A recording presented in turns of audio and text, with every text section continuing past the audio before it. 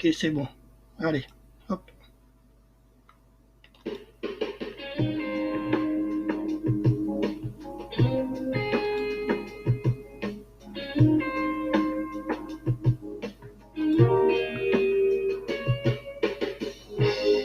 Puisque le monde est ainsi fait, rempli de misère et de haine, il faudra dire à nos enfants que ce monde-là est à refaire.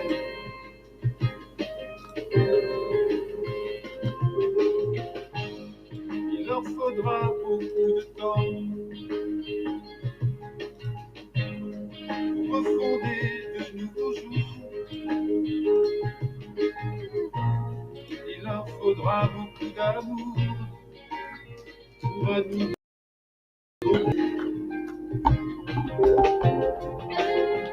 Oh, avant les grands tourments,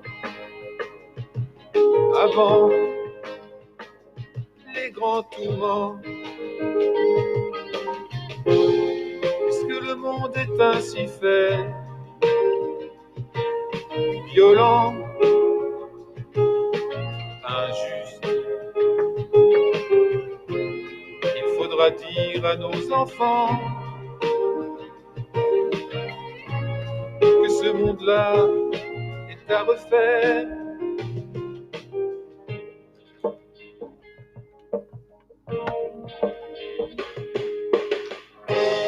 Il leur faudra bien du courage pour effacer tous les outrages, pour devenir enfin peut-être des hommes libres et responsables. Oh, avant les grands tourments, avant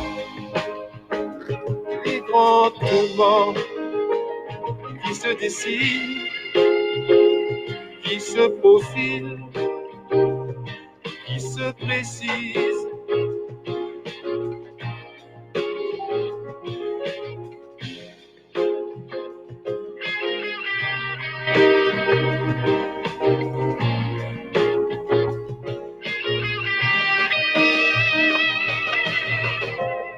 Alors enfin viendra le temps du beau, le temps du bon, redécouvrir la patience et la mesure du temps. Avant les grands tourments, avant les grands tourments.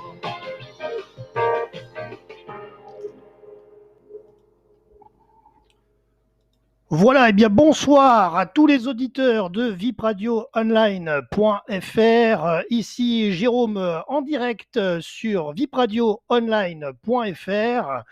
Et je suis accompagné de plusieurs personnes avec moi. Alors, nous avons plusieurs invités et nous avons notamment Jean-Louis comme animateur de la radio avec nous aussi. Alors, nos invités, je vous présente rapido et après, vous pouvez vous présenter chacun. Alors, comme invité, nous avons notre éditorialiste Pascal Delagaret. Nous avons la directrice du cours Bonaccorsi, Colette Bonaccorsi, cours de théâtre. Nous avons le chroniqueur sport automobile Jean-Claude Liénard. Nous avons l'humoriste Vanessa Baudouin et conférencière. Et nous avons notre chroniqueuse Céline qui fait les chroniques musique. Et on a aussi encore du monde qui arrive. Il y a encore Wes qui va arriver, qui est notre secrétaire de l'association. Bonsoir à tous.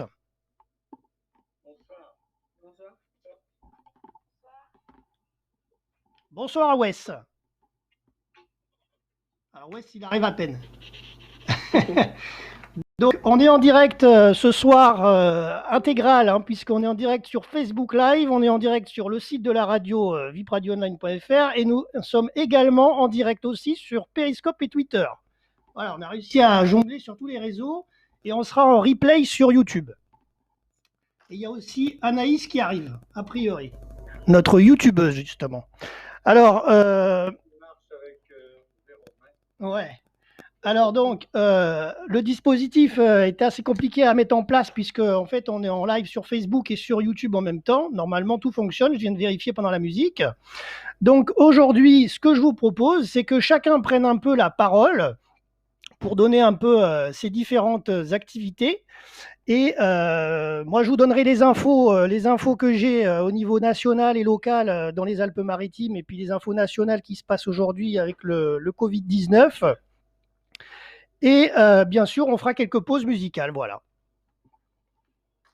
Et bien sûr aussi, on aura un direct téléphonique avec Claude Catulle, donc on ne va pas trop traîner non plus à l'appeler, on l'appellera d'ici 10 minutes à peu près. Alors, qui veut commencer? Qui veut nous expliquer un petit peu ses activités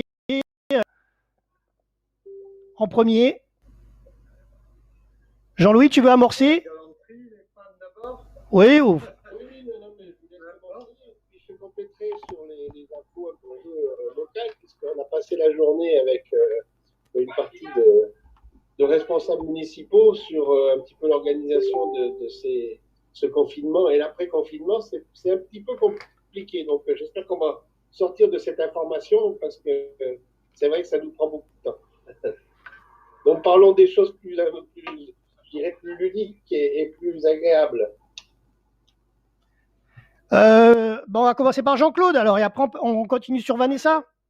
Alors Jean-Claude, quelles sont tes infos? Oui, moi, en tant que chroniqueur automobile, par rapport au contexte, c'est très difficile. Du reste, je devais aller au Salon de Genève tout début mars, qui a été annulé quelques jours avant les événements. Du reste, je me suis retrouvé comme de rond de flanc, comme j'avais déjà réservé le billet d'avion.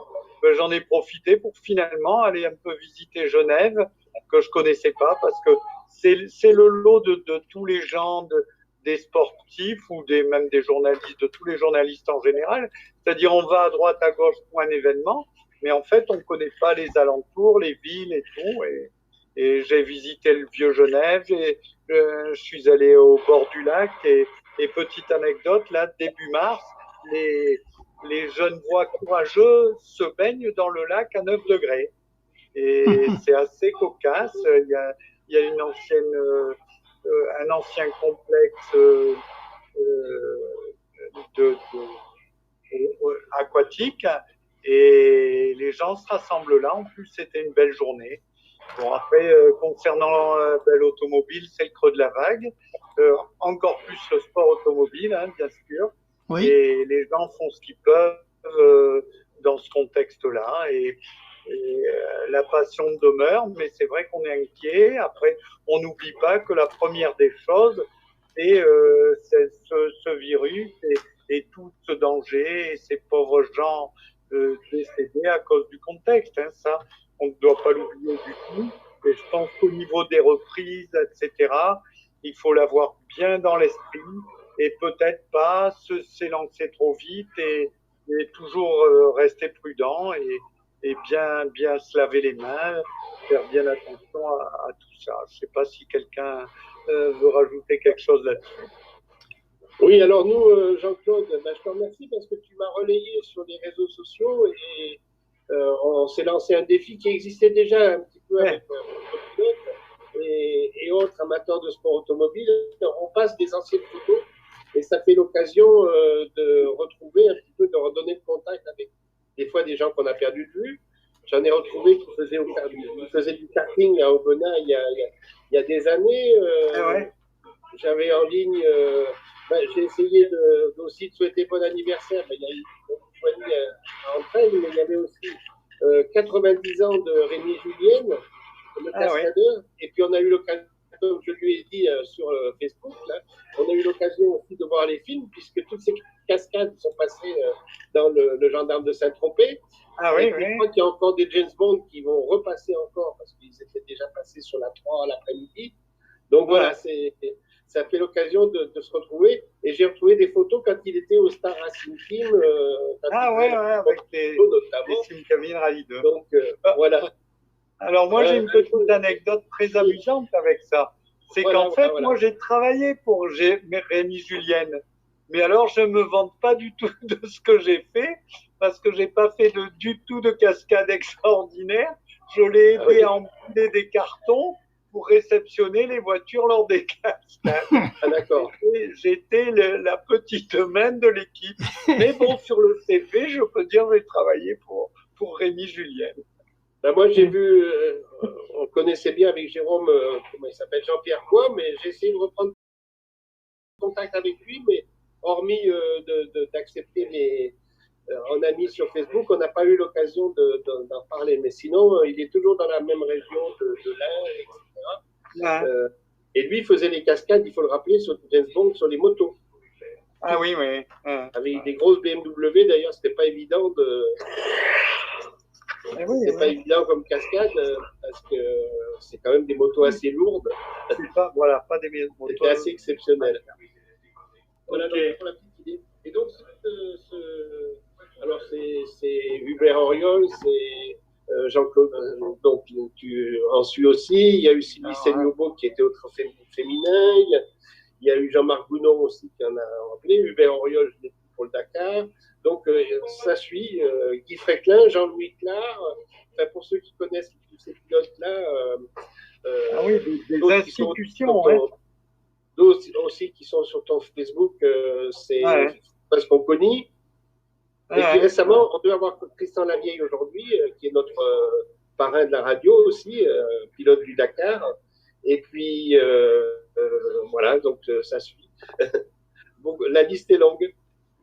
Voilà. Merci. Merci à vous. En tout cas, les voitures sont au garage, hein, pour l'instant. Alors là, on a eu donc Jean-Claude qui est des Alpes-Maritimes. Maintenant, on va parler un petit peu avec Vanessa. Comment vas-tu, Vanessa, depuis Nice? Vous m'entendez? Oui, ça va. Oui. Ça y est, on la voit. Écoutez, oui, ça va très bien. Alors quand même, tu as oublié une petite info, Jérôme, mais je ne t'en veux pas tant que ça.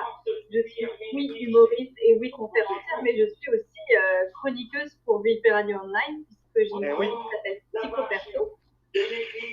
Et alors, je tenais juste à dire, il y en a un de nous, et visiblement, c'est pas moi, il y a un bruit. Ah oui, il y a une télé, non, derrière? Une télé ou je sais pas quoi. Je crois que c'est Colette, non? Oui. Non, elle est stoppée, la mienne. Si quelqu'un a une télé, il faut couper, hein. Ah. Oui, parce qu'en fait, on l'entend. Ah, mieux. Ou alors, il y a un retour. J'ai coupé. Ah, voilà, ça y est, on a trouvé le motif. La 7e compagnie. Donc, je suis chroniqueuse pour une émission qui s'appelle Psycho Perso. Voilà, le mercredi, oui. Le mercredi soir. Et évidemment, déjà en février, j'avais trouvé une invitée, mais c'était compliqué d'avoir un emploi du temps qui nous permettait de nous rencontrer. Et ensuite, avec le confinement, eh bien, étant donné que le son via Skype est vraiment pas bon, nous avons décidé de reporter. Donc, vous n'aurez pas de nouvelles chroniques Psycho Perso avant mai. Mais en revanche, je pense déjà à plusieurs invités. Donc ça, c'était pour l'actu. Mon actu perso en tant que comédienne, et évidemment comme des théâtres, je pense que Colette ne pourra pas nous dire le contraire, sont tous fermés. J'ai mes 2 premières dates du mois de mai et du mois de juin qui sont annulées. Mais vous pourrez rire avec moi dès le mois de septembre parce que j'ai une date déjà pour fin septembre pour mon One Woman Show donc, qui s'appelle Je lâche prise pour de bon. J'étais de la vitesse supérieure. Voilà un peu pour mon actu. Je ne sais pas après comment tu comptais faire, Jérôme. Tu sais que j'ai pas énormément de temps. Oui, justement. Donc, non, bah, du coup, on t'écoute et puis après, on va passer après au suivant. Mais t'inquiète pas, tu avais un message à passer, non, par rapport au confinement aussi, tu m'avais dit. Alors, il faut savoir que je suis quand même hyper bavarde, mais rassurez-vous, je suis aussi à l'écoute des autres quand vraiment, vraiment, vous n'en pourrez plus. Vous faites stop, Vanessa, stop. Donc, j'avais envie de vous apporter un petit accessoire. n'avais pas saisi à ce moment-là, c'est que la caméra allait lire le truc à l'envers. Donc forcément, vous ne voyez rien. Tout ce que vous pouvez voir, c'est qu'en fait, c'est une sorte d'ardoise. Okay, c'est quelque chose que j'ai sur mon frigo depuis que j'habite à Nice, c'est-à-dire ça va faire 7 ans qu'il est sur mon frigo. Et je vous lis cette fameuse devise. Ne pas oublier de prendre soin de soi. Comment faire pour ça? Eh bien, j'avais trouvé ce motto, cette devise. Cessez de remplir, d'abord ressentir, prendre du plaisir. Je répète. Ouais. Cessez de remplir, d'abord ressentir, prendre du plaisir. Donc Jérôme, puisque tu me l'as permis, je voulais vous parler un peu de ce qui m'est arrivé pendant le confinement, même si on en a encore pour 2 semaines et demie au mieux. Eh bien, ce qui s'est passé, c'est exactement ma devise. C'est-à-dire que je suis une vraie control freak. C'est pour ça que mon spectacle s'appelle Je lâche prise. J'adore faire des listes, j'adore avoir des objectifs. Je suis une machine à projet, je suis une machine à idées. J'ai toujours un truc dans la tête, j'ai énormément de mal à dormir, etc., etc. Et quand le confinement est arrivé, j'étais sur les rotules. J'étais épuisée par tous les projets que je menais de front en même temps. Et je l'ai vraiment vécu comme un cadeau. Sauf que, comme d'habitude, qu'est-ce que j'ai commencé par faire? Une bonne grosse liste de tout ce que j'avais envie d'effectuer pendant ces 15 prochains jours. Ménage, tri, couple, la famille, papa. Et ce qui s'est passé, c'est qu'au bout de 4 jours de tri, de ménage, de lavage de vitres, etc., j'étais à nouveau complètement épuisée. Et je me suis dit, mais ma fille, t'as pas l'air de comprendre. Prends exemple sur la nature. Prends vraiment exemple sur la nature. Là, la nature, elle fait une pause. Elle fait une pause parce que nous, les humains, on est aussi en pause. On fait une pause de notre surconsommation, suractivité, etc. C'est pareil. Et donc, j'ai cessé de remplir mes journées. Ça m'a fait un bien fou. Seulement, est arrivée la seconde phase où j'avais donc dit d'abord ressentir. Alors, croyez pas que j'ai ressenti la paix tout de suite, pas du tout, sinon ce serait bien trop beau. Non, j'ai d'abord ressenti énormément de tristesse, énormément de fatigue, énormément de colère. J'ai chialé ma race, j'ai voulu crier tout ce que j'ai pu, j'ai voulu casser les murs et j'ai exprimé toutes ces émotions. Donc, j'ai fait comme j'ai pu parce que j'habite en appartement, donc j'ai crié en faisant semblant, j'ai tapé dans un coussin, j'ai beaucoup pleuré. Et je faisais partie de 2-3 séminaires et donc toutes les semaines, j'entendais « Alors, Vanessa, quoi de neuf cette semaine ?» Et tout le monde était en train de lancer des projets, tout le monde avait plus ou moins quand même poursuivi son activité. Et moi, j'étais là, moi, je ne fais rien. Mais rien. Je suis payée là à rien faire puisque je suis salariée et que ma société a décidé de fermer. Je fais rien. Et en fait, certains étaient un peu même peut-être choqués. D'autres m'ont félicité parce que eux-mêmes, ils ne savaient pas ce que ça voulait dire de ne rien faire. Et c'est ça, en fait, d'abord ressentir. Et croyez-moi, quand je dis d'abord ressentir, c'est pas ressentir le bonheur, c'est ressentir tout court. Donc, ce que vraiment j'ai fait, j'ai testé une nouvelle introspection. Encore une fois, vous l'avez compris, moi, introspecter, analyser, synthétiser dans ma tête, j'adore ça, je suis psychologue de formation, j'ai fait ça toute ma vie, je sais faire. Mais en revanche, juste me poser avec l'émotion qui vient en disant qu'est-ce qu'elle me dit cette émotion, t'as envie de parler ou t'es en colère? Tu peux me dire pourquoi t'es en colère? Ça, je l'avais jamais fait. Donc j'ai ressenti. Et est venu ensuite, évidemment, des sensations que je connaissais pas et des choses que j'ai faites, que j'ai découvertes. Par exemple, je me suis mise au sport. Il a fallu que je sois enfermée chez moi pour faire enfin des abdos fessiers de folie. J'ai essayé la chaîne Move Your Feet, MYF, Move Your Feet sur YouTube, qui sont extraordinaires. Je crois que c'est les seuls coachs qui me donnent vraiment envie de faire cette activité physique, même dans le confinement. Ce que j'ai fait aussi, c'est que j'ai bronzé en lingerie sur mon balcon. Non, je n'ai pas de photo. J'ai trouvé ça vraiment génial à faire, en fait. Je n'avais jamais fait ça, donc je profitais pas trop de mon balcon. Donc, j'ai commencé vraiment, cette fois, à ressentir des choses positives. J'ai fait des méditations que j'avais jamais faites non plus, etc. Et enfin, la troisième phrase, éprouver du plaisir. parce que le confinement, ça s'est pas passé comme ça. Hein. Il y a eu des hauts et des bas. Il y a des moments où je suis retombée dans des émotions qui étaient vraiment très inconfortables. Il y a beaucoup de colère, beaucoup de tristesse par rapport au monde dans lequel on vit, par rapport à toutes les informations sur le confinement, le virus, etc. Et à un moment donné, j'ai eu un déclic. Donc, comme Jérôme vous l'a dit, j'adore parler, je suis conférencière, humoriste, et en fait, j'ai eu un déclic. Je me suis inscrite à un webinaire fait par des copains sur l'optimisme d'une plateforme qui s'appelle Millésime. C'est sur Facebook, ça s'adresse aux entrepreneurs, mais franchement, c'est tout public. Et donc, je me suis inscrite à un séminaire fait par mon ami conférencier Jean-Philippe Ackermann. Jean-Philippe, si tu nous regardes, sur l'optimisme. Un deuxième par Siegfried Hack sur quand on reporte la procrastination. Et je me suis aussi inscrite à une formation en ligne gratuite sur la prise de parole en public. Et cette fois, c'est comme si enfin, j'étais devenue beaucoup plus en accord avec ce que je voulais faire et que j'étais prête et à passer à l'action et à ressentir du plaisir. Bon, cette longue histoire, j'espère que je n'ai pas été trop longue. Tout ça pour vous dire que, en tant qu'ancienne thérapeute, je suis partisane du fait que tout est vibration. Même tous les scientifiques vous le diront. J'ai été aussi conseillère en images. La couleur a une vibration, nos pensées ont une vibration, les mots que nous disons ont une vibration, et nous-mêmes nous sommes constitués d'énergie, donc nous avons nous-mêmes une vibration. Donc, avant toute action, avant de vouloir remplir, avant de vouloir faire une sieste, avant de vouloir méditer, avant de vouloir bronzer sur son balcon, avant de se lancer dans n'importe quoi, la chose à faire, et c'est particulièrement vrai en cette période où notre système immunitaire est mis à mal, faites-le toujours en étant sûr d'être dans la bonne énergie. Et moi, c'est ce que j'ai fait aujourd'hui.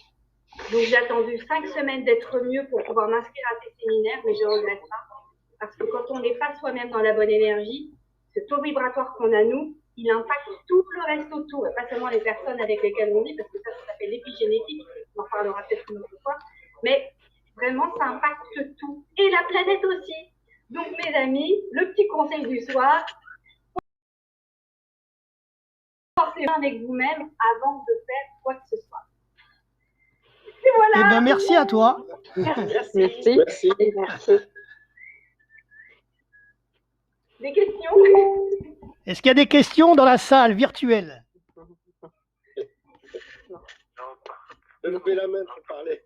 Alors, j'ai Claude Catulle, le directeur du théâtre Passé-Présent, qui est avec moi au téléphone. Donc, sans plus attendre, on va quand même le faire parler parce qu'il n'a pas l'ordinateur pour être avec nous en visio. Donc, on ne va pas le retenir trop longtemps non plus. Claude, bonsoir. Bonsoir à tous. C'est très gentil de m'appeler. Je suis très, très prête à répondre à vos questions. Qu'est-ce que vous voudriez savoir? Voilà, Claude, en fait, en l'état actuel des choses, avec tout ce qui arrive en France aujourd'hui, on voulait avoir un petit peu les infos du théâtre Passé-Présent de Mougins et de Cannes. Passé-Présent, je réponds tout de suite. Nous étions en train de répéter une pièce d'Anouilh à laquelle je tiens beaucoup, qui s'appelle La valse des toréadors et qui devait être jouée au mois de juin. Et bien entendu, toutes les répétitions sont arrêtées et la date qui était retenue a été annulée et reportée à une calende très très grecque. Voyez-vous, je ne sais pas du tout quand ça se fera. Mais j'avoue que moi, ça me manque un peu de ne pas voir mes comédiens en ce moment, mais chacun est chez soi et tout le monde respecte le confinement. Voilà. Oui. Et vous avez, en ce moment, vous êtes en train d'écrire vos mémoires aussi, pour faire un livre. Oui, je passe mon temps, enfin c'est terminé presque. On en est aux dernières corrections avec Monsieur Lecointre, qui est un éditeur assez prolifique, que je remercie de m'avoir invité dans son écurie. Je suis en train de terminer, enfin c'est terminé, ça va être publié je pense dans les 2 mois qui viennent. J'écris un livre qui va s'appeler Théâtre au cœur et en sous-titre Une vie parallèle. C'est-à-dire que j'essaie d'expliquer ce qu'a été le théâtre pendant toute ma vie, depuis ma toute jeunesse, alors que je suis un pauvre vieux crouton maintenant de 90 ans. Voilà. Il serait temps quand même que j'écrive ces mémoires, mais c'est le deuxième livre que je fais sur les costumes, et là je voulais raconter simplement ma vie de décorateur, puisque j'ai passé 25 ans à la télévision d'État. J'ai ensuite travaillé pour des productions privées. J'ai terminé comme directeur des théâtres de la Comédie de Picardie, et j'ai été directeur des affaires culturelles en région de Picardie. Vous voyez que tout ça fait un joyeux panégyrique. C'est ça. Voilà. D'accord. Bah, merci beaucoup à vous, Claude. Et puis à bientôt. Hein, à bientôt. Et je pensais que notre ami Lecointre serait dans le système de ce soir, mais je l'ai eu au téléphone il y a 2 heures. Il m'a dit qu'il avait trop de travail. Oui. En fait, je l'ai eu aussi aujourd'hui, et il peut pas être avec nous parce qu'il est en plein sur des bons à tirer de livres là aujourd'hui, ce soir, et encore il travaille ce soir tard pour ça, puisqu'il y a pas mal de salons qui ont été annulés pour toute l'année qui arrive, et du coup, il va se débrouiller pour pouvoir faire des dédicaces à certains auteurs, et en tout cas, il faut tirer les livres, comme il est éditeur de livres. Avec vous, est-ce que vous pensez que le fait de retourner voir un spectacle de théâtre vivant vous semblait ça possible dans le mois, dans les 2 mois, dans les 3 mois qui viennent? Posez-leur la question. À partir de quand est-ce que vous pensez que les gens vont pouvoir sortir, voir des spectacles de nouveau? À mon avis, en septembre. Septembre? En septembre. Moi, je dirais plutôt mois d'octobre plutôt. Oui, moi je dirais peut-être octobre. On va prendre le risque de rassembler 50 personnes. De rassembler 50 personnes dans des petits théâtres ou des trucs comme ça. Enfin, ça dépend de l'endroit. Il va falloir faire les 1 mètre. Ça va recevoir tous vos auditeurs là en ce moment. Voilà. Je pense que septembre, c'est déjà je vous embrasse. Salut. D'accord, merci à vous, Claude. Au revoir. Bonne soirée. Les festivals. Hein. Oui. Voilà, donc nous avions Claude Catulle avec nous par téléphone, par liaison téléphonique. Donc je le rappelle rapidement, donc c'est le directeur c'est le président de l'association de théâtre Passé Présent à Cannes et à Mougins aussi, dans les Alpes-Maritimes. Voilà, donc Claude Catulle était avec nous pour nous donner son actualité. Voilà, on va passer à Pascal. Comment vas-tu? Ça va et toi? Très bien. Vanessa, un mot? Oui. Je vais devoir vous laisser. Alors on va te dire au revoir collégialement. Alors. Au revoir. Au revoir. Bonne soirée. Bonne soirée. Ouais, c'est bravo la passion à tous. Et bon confinement on est une radio passionnée. Donc Pascal, oui, on en était donc à toi qui est confiné dans le Pays Basque, hein, c'est ça, hein? On est tiens, pas plus place. Non, on a la vue sur la montagne chaque matin, enfin, tout va bien. On n'est pas à peine d'abord parce qu'il n'y a pas beaucoup de cas. Je suis à Asquin, on n'a pas de cas pour l'instant à Asquin, il n'y a pas de Covid. Ouais. Donc ça va, quoi. Ça va, c'est étrangement calme. C'est le plus surprenant, c'est certainement le calme parce que les Basques, dès qu'ils ont l'opportunité avec tout ce qui se présente autour d'eux, généralement ils sortent. Et là, c'est vrai que les premiers week-ends, il a fait très beau, c'était étrangement calme, personne sur les plages, personne en montagne. Non, les gens sont raisonnables. On est raisonnable, on est très raisonnable. Pas si tu ouais. Attends, j'ai une petite information à vous donner. Je vous ai envoyé le lien d'une réunion Zoom, si vous l'avez reçu sur votre messagerie. Ouais? Oui? C'est bon? Parce que je vous invite à y cliquer dessus dans 5 minutes, parce que Zoom va nous couper. Donc, on se retrouve sur la prochaine réunion, ok? Mais là, on continue notre discussion, mais elle dure que 4 minutes parce que dans 4 minutes, ils nous coupent la réunion et je vous ai programmé l'autre réunion derrière, juste après. On mettra une pause musicale, vous en faites pas. Hein. OK? Donc Pascal, tu peux continuer, je te coupe à la dernière minute. Oui, non, je t'en prie. Ouais, je disais que non, au Pays Basque, on est plutôt tranquille, il n'y a pas de problème. Pas de problème. À Ascar, on est 5000 habitants, il n'y a pas de cas de Covid, c'est calme, quoi. Puis, bon, respecter le confinement quand tu as un jardin, quand tu vois la rue le matin, quand tu peux sortir, parce qu'on peut quand même sortir. Ouais. Je pense que c'est pénible, ouais, pour les gens qui sont vraiment des appartements, mais c'est ce qu'on répète tous les jours, c'est ce qu'on entend tous les jours, donc c'est très banal de dire ça. Mais nous, non. Moi, je sortais déjà pas beaucoup avant. Donc pour moi, ça ne change pas grand-chose. Non, franchement, c'est pas un souci. Les soucis ne sont pas là, je crois. Et ne me concernent pas plus que ça. Voilà. Et vous? Mais après, c'est vrai qu'il y a des régions qui sont beaucoup plus touchées que d'autres. Hein, donc, oui, quand tu regardes la Nouvelle-Aquitaine, si tu regardes la Creuse, par exemple, c'est un des moins touchés. J'ai la maman qui est en Charente-Maritime ou en Charente, ils ont très peu de cas. Ils sont confinés comme les autres, bien évidemment. Parce que c'est pas parce je pense qu'ils en ont pas beaucoup, parce qu'ils sont confinés et parce que de toute façon l'épidémie est arrivée plus tard que dans l'Est. Donc c'était certainement, je suis pas compétent, je sais pas si c'était bien ou si c'était mal, je n'en ai aucune idée. Donc ils ont très peu de cas. Et puis bon, que ce soit j'ai des relais en Charente-Maritime, je trouve même que malgré notre réputation de bon français, qui veut qu'on ne soit pas obéissant, qu'on rouspète, bon, c'est vrai que ce sont nos intérêts propres, ceux de nos proches, mais on est quand même relativement sage dans cette histoire. 98%, on respecte.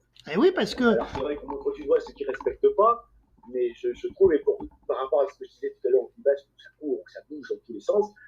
Et là, c'est quand même très calme et très respecté. Les Français respectent parce que. Là, on aurait les moyens de passer. Moi, si j'ai envie de sortir, je vais sortir. Et personne ne saura, et personne ne verra. Donc, non, mais c'est vraiment très respecté. Et c'est bien, dans un sens, c'est intéressant. Ça dit quelque chose de notre société. On n'est pas aussi rebelle que. Alors, il faut se méfier aussi.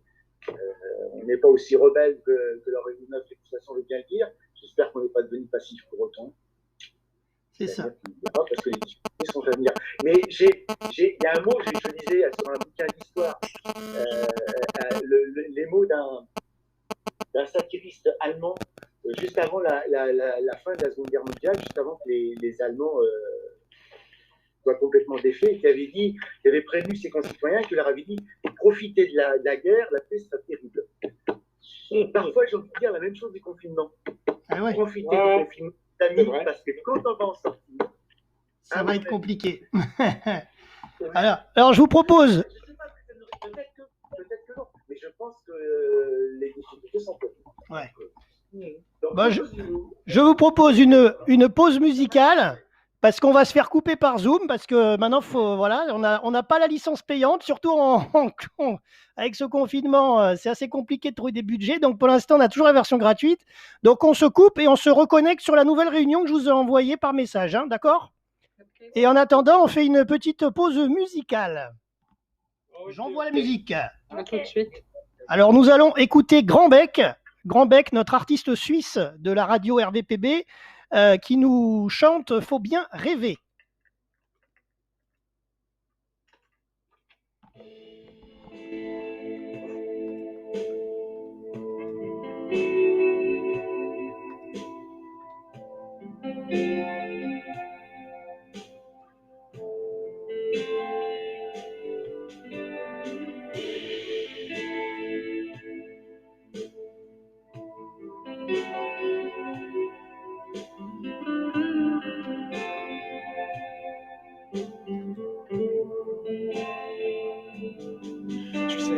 Souvent de moi, peut-être parce qu'il n'y a rien à dire. Enfant d'un pays sans accroché à ses souvenirs. Petit, j'étais bien plus bavard, mais le temps a fait son travail. Comme un bagnard qui s'exécute, battant mon âme et mes entrailles. À l'école, c'était pas trop mal, j'avais de la facilité. Les notes au fond m'étaient égales, moi je voulais seulement m'amuser. Ça y est. Plus vite dans la cour, jouer mon petit soldat. Lorgner les filles qui un beau jour seraient toutes un peu folles de moi. Faut bien rêver.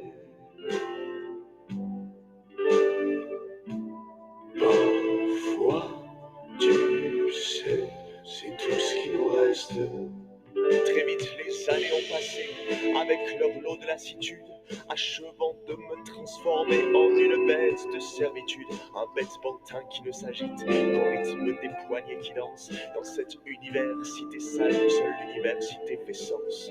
Toi t'es malin, toi t'iras loin, tu pourras faire tout ce que tu veux. C'est justement ça le problème, je sais bien tout ce que je veux. Et comment ça? Et t'as pas honte? D'autres rêveraient d'avoir ta chance. Eh bien ma chance, je la leur laisse, qu'ils viennent donc souffrir en silence. Faut bien rêver. Parfois, tu sais, c'est tout ce qui nous reste. Moi je suis perdu dans ce néant, à voir les badauds défiler.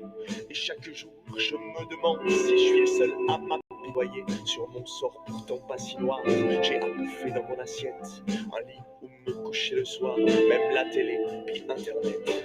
Mais en regardant de plus près les visages de ces hommes pressés et de ces femmes qui parlent si peu, mais qu'on ne doit pas oublier, je commence à m'apercevoir que ce mal qui creuse dans ma tête semble se répandre et encombre l'esprit des citoyens honnêtes.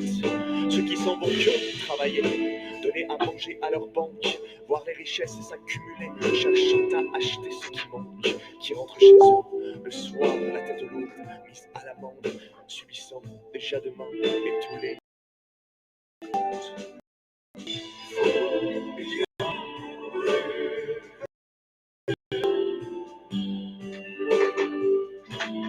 parfois, tu sais, c'est tout ce qui nous reste.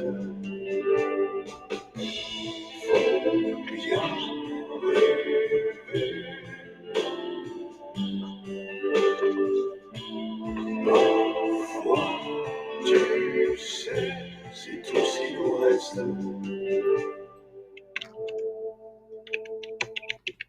Et voilà, nous revoici de retour en direct. Voilà, donc on parlait des Allemands, Pascal. Hein? Oui, je ne peux pas faire peur à tout le monde. Voilà, donc moi je voulais quand même ajouter un truc, parce qu'effectivement, comme tu le dis, les Français, malgré tout ce qu'on entend dans les médias, etc., bon, on le voit aussi quand même dans les rues, il y a quand même beaucoup de personnes âgées qui se baladent tous les jours, hein, quand même, qui vont faire le petit marché tous les jours.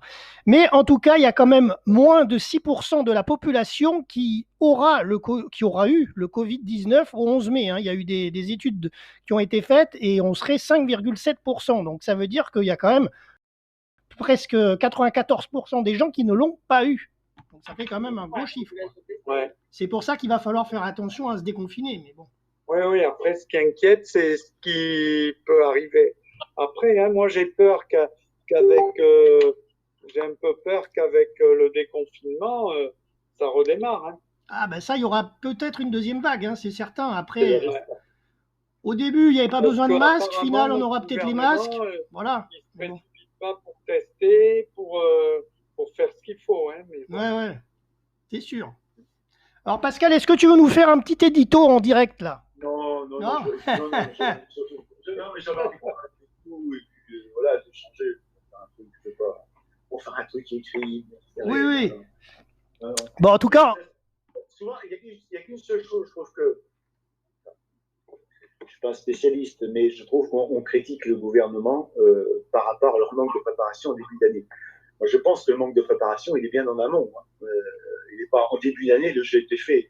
C'était beaucoup trop tard. Oui.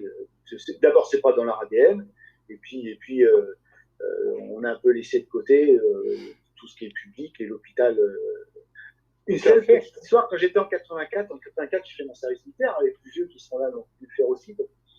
Donc ils doivent se souvenir, et je me souviens en 84, j'étais souvent en contact avec les officiers, et une de leurs préoccupations majeures, alors à l'époque, il y avait une des préoccupations majeures, décidément, j'ai pourri l'ambiance, c'était bien sûr l'attaque nucléaire, machin, mais c'était la pandémie. Et la pandémie en 84, ils en parlaient souvent. J'ai gardé ça, j'avais 20 ans, j'ai gardé ça. J'ai gardé cette préoccupation, la pandémie, 500 mecs sur leurs ordres, et ils se sont dit, si les mecs tombent malades, et déjà, il va falloir les sauver, puis après, ils seront inutilisables. Donc, c'est la double peine.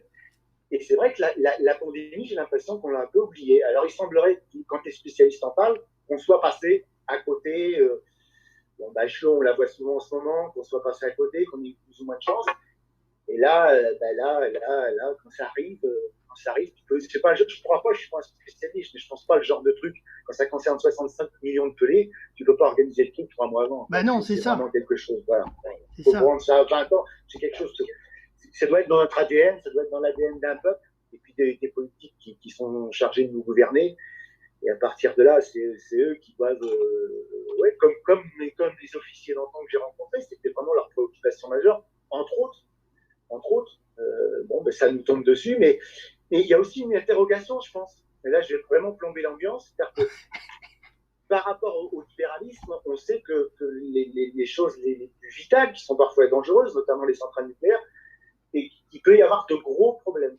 Et ils ont négligé l'hôpital, et ça nous tombe dessus. Eh oui. Alors, qu'est-ce qu'ils ont négligé d'autre et qu'on ne sait pas? Il y a peut-être d'autres pans de notre société qui ont été aussi négligés. Alors, il faudrait peut-être s'interroger, notamment sur le nucléaire. Est-ce que là aussi, on n'aura pas une grosse surprise un matin en nous disant, à l'image de l'hôpital, on n'a pas fait gaffe, et ça nous tombe dessus. Ouais. Ah, possible. Donc, le fait qu'il nous arrive un truc comme ça, il faudrait qu'on s'interroge par rapport au Covid. Mais le Covid, on s'en sortira, parce que bon, c'est 2% de la population, et puis toute la médecine est en branle, donc ils vont trouver quelque chose. Mais puis ça tue que 2%, c'est horrible ce que je dis, mais c'est que 2%, c'est pas 15-20%, c'est pas le truc qui désigne vraiment la population. Mais qu'est-ce qu'ils ont négligé? Qu'est-ce qu'on a négligé, qu'on ne voit pas pour l'instant? Parce que l'hôpital, on ne l'a pas vu, souvenez-vous, avant cet épisode-là, on parlait de quoi? On parlait de la bistouquette à Griveaux, hein. C'était loin, hein. Et après, quelqu'un s'est préparé au confinement parce qu'on l'a vu venir, hein, qu'on allait être confiné déjà. Ne pas serrer les poignées de main pendant qu'il y avait le salon de l'agriculture, c'était pire que le crime de l'Est. C'est trop tard. Et puis les masques aussi, hein. On en avait des masques, hein, à l'époque de la grippe H1N1, on en avait plein, on en avait des millions avec Roselyne. Et puis après les masques, on les a envoyés en Chine et après ils sont parvenus. Voilà, ils reviennent que maintenant au compte-gouttes. Voilà. Individuellement, est-ce que quelqu'un s'est préparé? Alors moi, je sais que la seule erreur que j'ai dû faire, j'ai dû oublier ma plante au boulot. À mon avis, c'est elle qui va payer les pots cassés. Mais je vois pas trop ce que j'ai loupé en fait, parce que comme j'avais vu venir le confinement avant, je m'étais préparé à être. Et moi, pour avoir travaillé sur des plans de continuité d'activité, c'est vrai que quand on parle par exemple de la Seine, des débordements de la Seine, on dit oh oui, mais ça arrive une fois tous les 100 ans.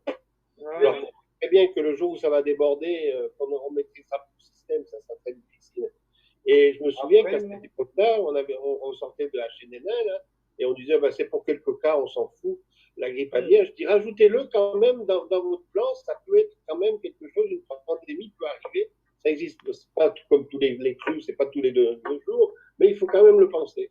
Et puis il y a eu la prescription, je me souviens, c'est déjà vieux, parce qu'il y a eu prescription des masques qui étaient périmés, on en a ajouté je ne sais combien, on en a donné un peu partout, il y en a même qui sont partis à la décharge parce qu'on en avait tellement que personne n'en voulait, à part ceux qui faisaient un peu de bricolage, qui disaient oui, je vais prendre ça pour faire mon volet. Voilà. Après, moi, ce que je veux dire, c'est que. Mais il y avait. Et pour réaliser des exercices en réalité, même ne serait-ce qu'une consigne d'incendie, on a beaucoup de mal, hein, on voit bien, quand il faut déplacer 500 personnes pour dire c'est un exercice, mais il faut arriver à travailler en réel, les gens ne le font pas. Très mal. Voilà, donc je me dis finalement, moi le premier, hein, quand ils ont acheté 70 000 vaccins, j'ai hurlé en disant on a peut-être autre chose à acheter que ça.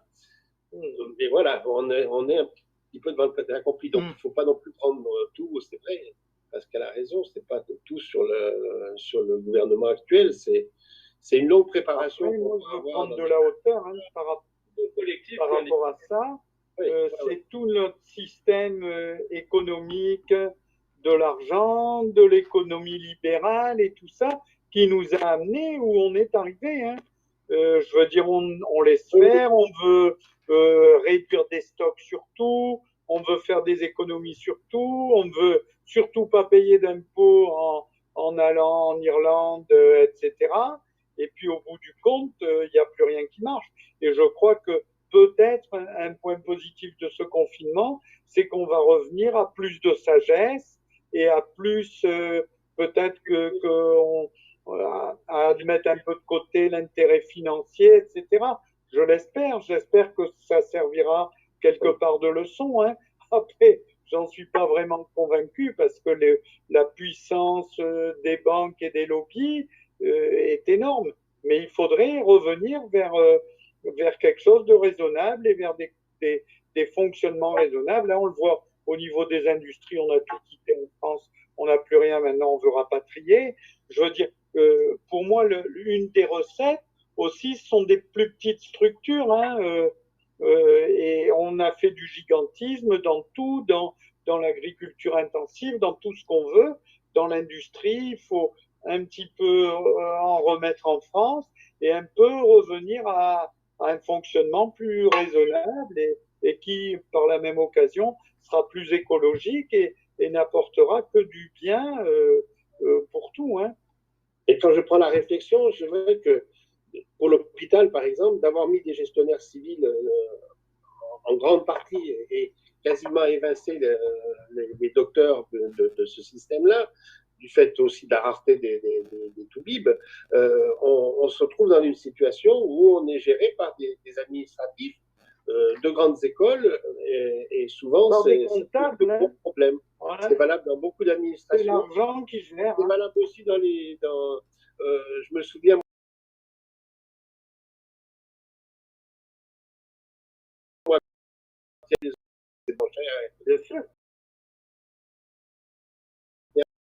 Mais ce qui était la communauté, même s'il y avait à l'époque aussi de grandes difficultés aussi de gestion, parce qu'il y a toujours des priorités et des gens qui se règnent supérieurs. C'était d'ailleurs le terme mère supérieure pour l'enseignement catholique. Donc voilà, mais ça a ses limites aussi. Donc ça veut dire aussi qu'on est dans une communauté, il faut partager. Voilà, les strates de la société actuelle font qu'on est dans des grandes difficultés et on ne peut pas se fier qu'aux gouvernants non plus. Si on n'a pas des gens qui travaillent sur la base, et ça, moi, je le maintiens sur le territoire, c'est pareil, on ne s'en sort pas si on n'écoute pas la base. Voilà. Ouais. Et tout ce qu'on a fait depuis 40 ans, je veux dire, on a contraint les gens, on ne fait que contraindre les gens, et si on n'a pas l'aval des populations, le système ne peut pas bien marcher et ne peut pas perdurer, et c'est ce qui se passe. Alors on oblige les gens, mais au bout du compte, tout se casse la figure. Alors on va faire une petite coupure, pas coupure musicale, mais on va écouter la chroniqueuse. Notre chroniqueuse musique, c'est Céline. Hein, Céline depuis les Yvelines, qui est confinée là-bas. Eh oui.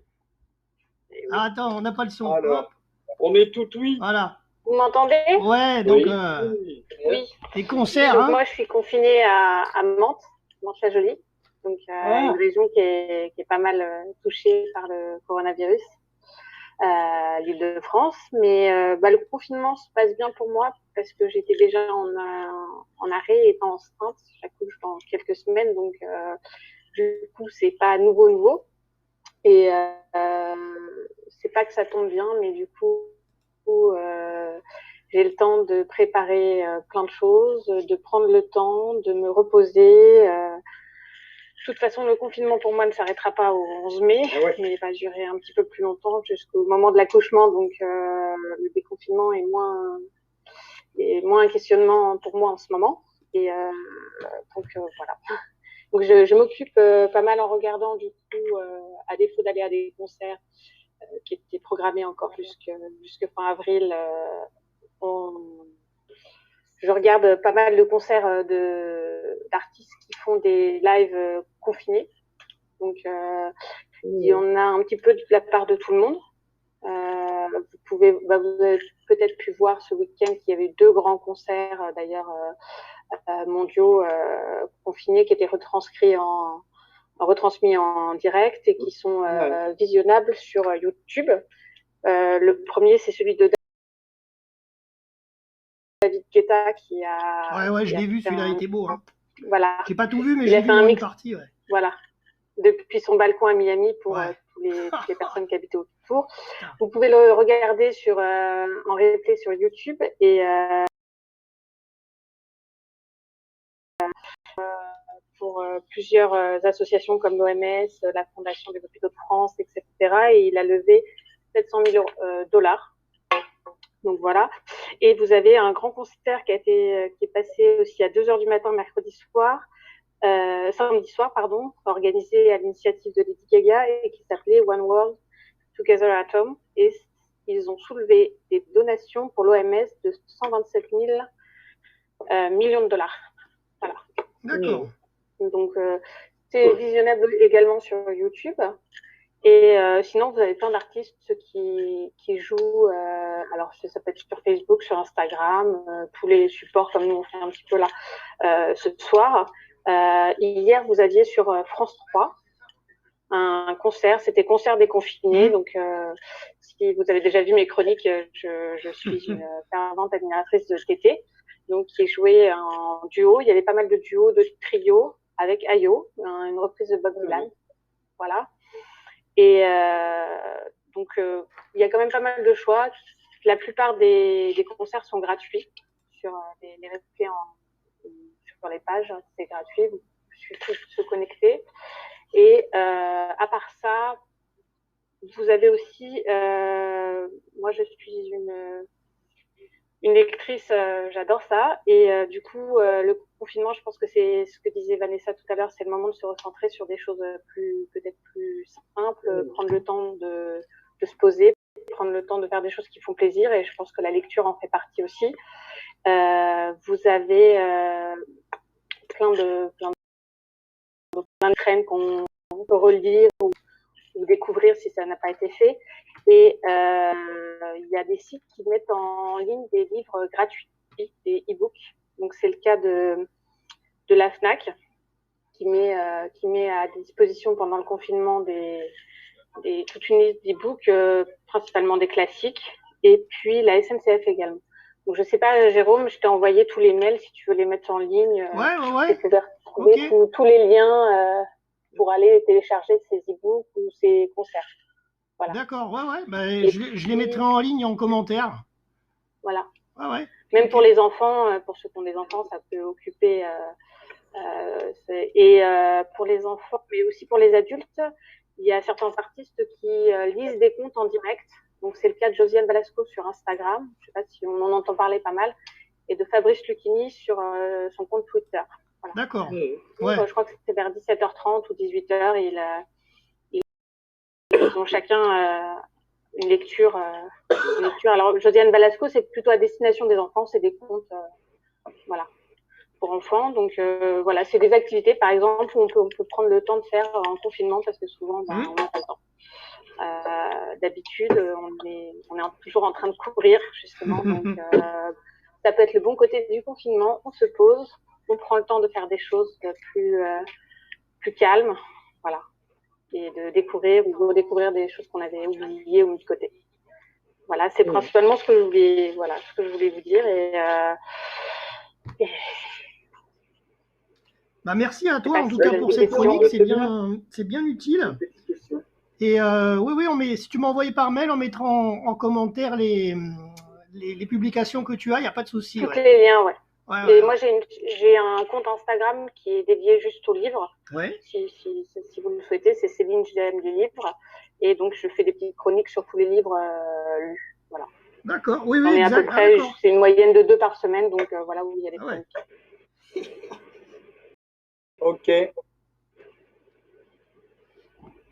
Ok, un petit mot à ajouter.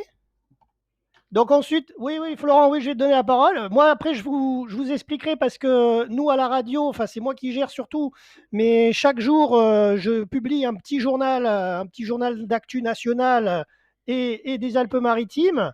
Et je vais vous faire un condensé pour les auditeurs qui il y en a certains, ils ne doivent pas forcément regarder la page Facebook de la radio. Donc, je vais quand même vous donner les mini-infos que j'ai condensé de cette semaine, puisqu'on est quand même déjà jeudi. Mais ça, je dirai après. Florent, je te laisse la parole. Vas-y. Attends, vas-y. Le micro. Pour savoir, Céline, quel est le live le plus marqué activité durant cette période, parce que c'est quand même toujours privilégié les concerts.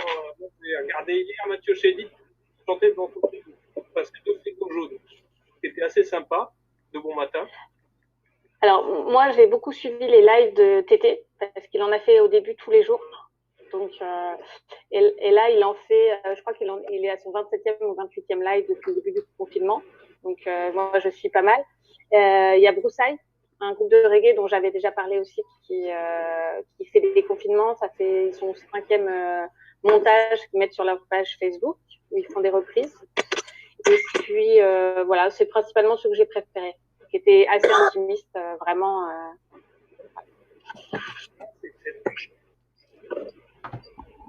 Ok. Alors, je voulais que je vous débriefe l'actu, là, ou Colette, tu veux peut-être parler un petit peu de ce qui se passe à Paris et puis de tes activités avant? Attends, je te donne le micro. Hop. Colette? On t'a pas entendu encore. Bonsoir. Moi, je suis à Paris 12e. C'est notre reporter parisienne. Hein. Donc, ce qui se passe à Paris, d'abord, on est quand même bien impacté, nous, par la pandémie. Il y a beaucoup de personnes qui vont à l'hôpital, parce qu'il y a beaucoup de personnes aussi qui sortent. Voilà, il faut le dire. Hein. Je vais finir par faire. Les Parisiens sont les plus mal élevés, c'est sûr. Si j'avais eu une fenêtre qui donnait sur la rue, je leur balançais des bassines de javel sur la gueule, parce qu'ils arrêtent de sortir. Parce que là, franchement. Un seau d'eau à chaque fois. Un seau d'eau à chaque fois. Ça aurait été bien. On fait dans le midi. Ça aurait été le défi, je pense. Là. Franchement, il faut qu'ils se le prennent sur la tête et qu'ils arrêtent de sortir, hein, parce qu'ils sont fous, les gens. J'ai jamais vu. Et ils faisaient pas de sport avant, ils font tous du sport maintenant. Mais non, pourtant le sport c'est interdit jusqu'à 19h à Paris. Ils courent, ils sont dans la rue, ils courent. J'ai jamais vu ça. Le confinement, ça a du bon, hein. Le confinement, ils deviennent des confinés, hein. Il n'y a pas de terme, il y a pas de terme. On va gagner les Jeux Olympiques. Oui, de la connerie. L'année prochaine. Les Parisiens, ils sont bons, hein. Ils sont tous mis au jogging. Ouais. Ah putain, ils courent tous. Vas-y, cours, t'as raison, cours. Chope-toi le coronavirus. Et ils sont malades, hein. Donc, voilà. Bon, moi, j'étais en train de travailler parce que j'étais en train de faire la mise en scène et la direction d'acteur pour une pièce, pour 2 personnages, on devait la jouer. Oui, parce que rappelons-le, Colette, rappelons-le quand même, tu es directrice de ton cours de théâtre, une école, voilà, à Paris, et donc il y a des cours toutes les semaines d'habitude. Hein. Oui, tous les samedis, voilà. Là, il n'y a plus cours. Donc... Enfin, c'est pas grave. Et puis, du coup, peut-être avec un peu de chance, on le fera en septembre. Si on n'a pas une 2e ou une 3e vague, en fonction de ce qu'il y aura, il faut prendre les choses comme elles viennent. Tant qu'il y a de la vie, il y a de l'espoir. Donc bon, ma foi, on fait comme ça vient. Donc je me prends pas la tête. C'est comme ça. C'est la vie. Et oui. Donc voilà, ça c'était les actus pour le théâtre. Maintenant, pour en revenir à l'aspect plus, je dirais, sociétal par rapport au confinement et par rapport à ce qui se passe, aux pénuries de masques et tout, si on n'avait pas eu une politique d'ultralibéralisme comme on a eu depuis 40 ans, où on fermait les hôpitaux, où on fermait des lits. Il manque de lits, le manque de lits réanimation. Hein. En Allemagne, ils en ont 40 000. Voilà. Oui, mais le problème en France, c'est qu'on a voulu tellement faire des économies de bout de chandelle, qu'on s'en est pris à l'administration. Quand je parle de l'administration, c'est de la fonction publique hospitalière et régalienne. Et on a diminué les effectifs tant qu'on a pu. Si un jour on a une guerre et qu'on est attaqué, il y a même pas, vous n'avez même pas une armée pour vous défendre. C'est pas une blague. Hein. Rappelez-vous-en. Hein. Tout est en panne. Un hélicoptère. Là, le Charles de Gaulle est hacké de toute façon. Hein, donc il y a déjà 2000 marins qui sont hackés. Hein. Je veux dire, on a quand même un problème en France, c'est qu'on a tellement diminué les effectifs que les effectifs sont tellement diminués que dans les villes comme les Mureaux, comme Mantes-la-Jolie, comme dans certains quartiers de Paris, les flics ils y vont même pas, ils laissent sortir toutes les racailles dehors. Vrai ou c'est faux ce que je raconte? C'est vrai. Ils les laissent dehors pour avoir la paix sociale. On en est quand même dans un drôle de pays. C'est ça. Monsieur Castaner était ce matin chez Jean-Jacques Bourdin et il a pas dit grand-chose. Voilà, moi je l'ai écouté, il n'a pas répondu aux questions, il a tourné autour du pot. Ah, c'est quand même le ministre de l'Intérieur. Ça fait 30 ans qu'on diminue les effectifs dans la fonction publique. Ça fait 30 ans, on enlève des militaires, on enlève des policiers, on enlève des médecins, on enlève des infirmiers, on retire des services entiers. C'est normal que ça soit comme ça. Et on sous-paye. Bien sûr. Et oui. Et on Évidemment. C'est des profs que tu Ah ouais, payer à coup de lance-pierre, bien sûr, évidemment. voilà. Hein, si tu as envie d'être bien payé, il ne faut pas être fonctionnaire. Hein. Ça, c'est sûr. Donc voilà, moi, ça me paraît logique. Ça a été une politique de destruction de la fonction publique. Maintenant, on en paye les pots cassés. Voilà. Donc, c'est pas de la faute à Macron, parce que le pauvre, au moment où il le faisait, il y a 30 ou 40 ans, le pauvre, il était peut-être pas. Il venait juste de naître il y a 40 ans, le pauvre. Non, c'est une accumulation de politique, c'est sûr. Mais bon. Non, mais il venait juste de naître. Alors, c'est enfin bon. Après, je vais dire. Alors, ouais, on t'écoute. Oui.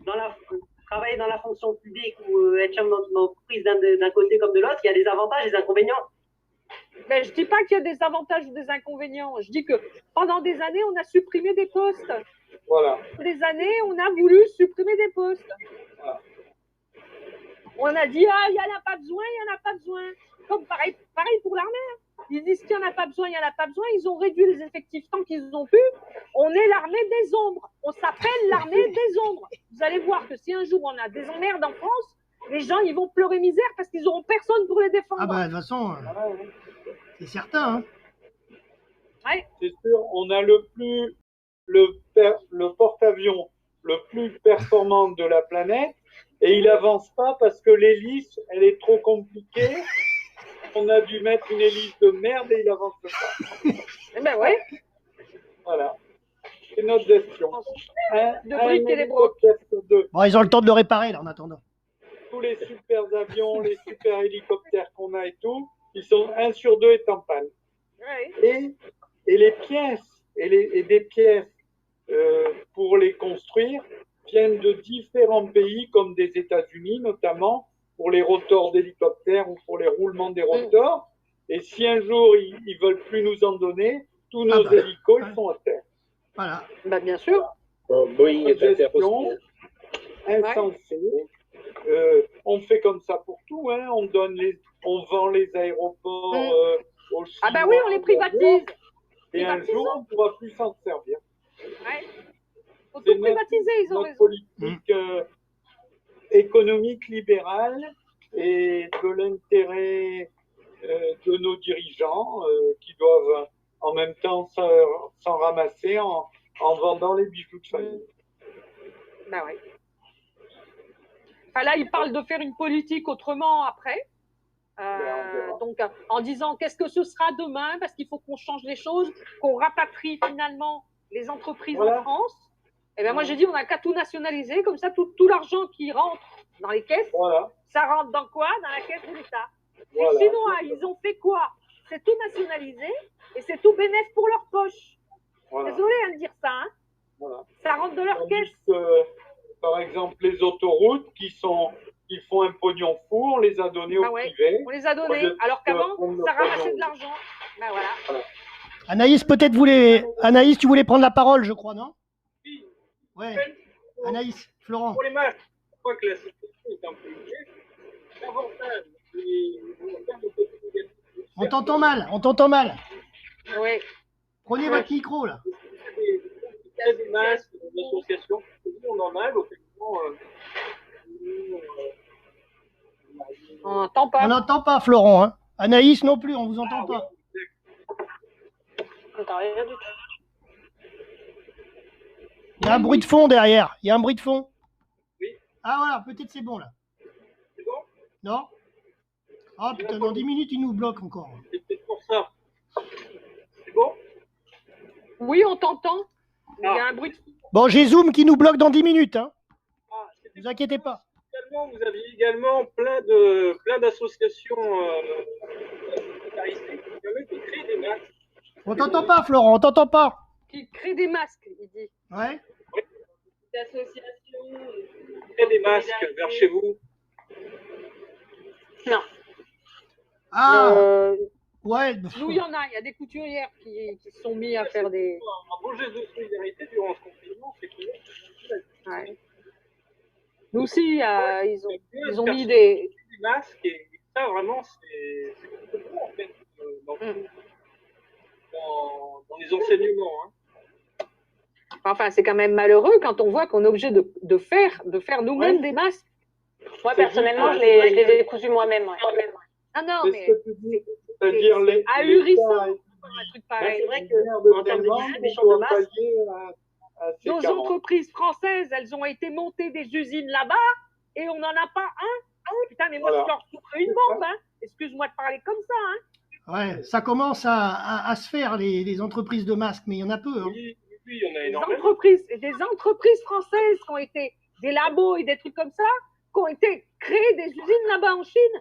Mais il faut être taré. Il faut tout le retirer, tout le rapatrier en France. Je suis désolée de parler comme ça. Hein. Non, mais c'est ça, hein, en plus, c'est ça. Et après, on demande aux gens de faire des efforts, de réduire leur paye, de tout ça, parce qu'on paye les pots cassés de ces dirigeants à la gomme. Oui, parce que c'est des technocrates qui pensent qu'à faire de l'argent. Et ils disent, ça serait bien de faire ça. Comment ça s'appelle l'ultra-libéralisme. C'est l'économie de Freeman, ça. C'est l'ultralibéralisme. Suivi depuis 40 ans. Qui a provoqué que du chômage. Et puis tout cela, il faut les emmener travailler à McDo, travailler un peu, nettoyer les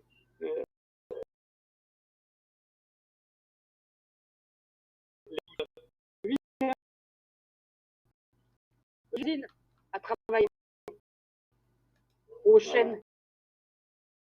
Il suffit pas de la rue pour avoir du boulot. Attention avant de traverser.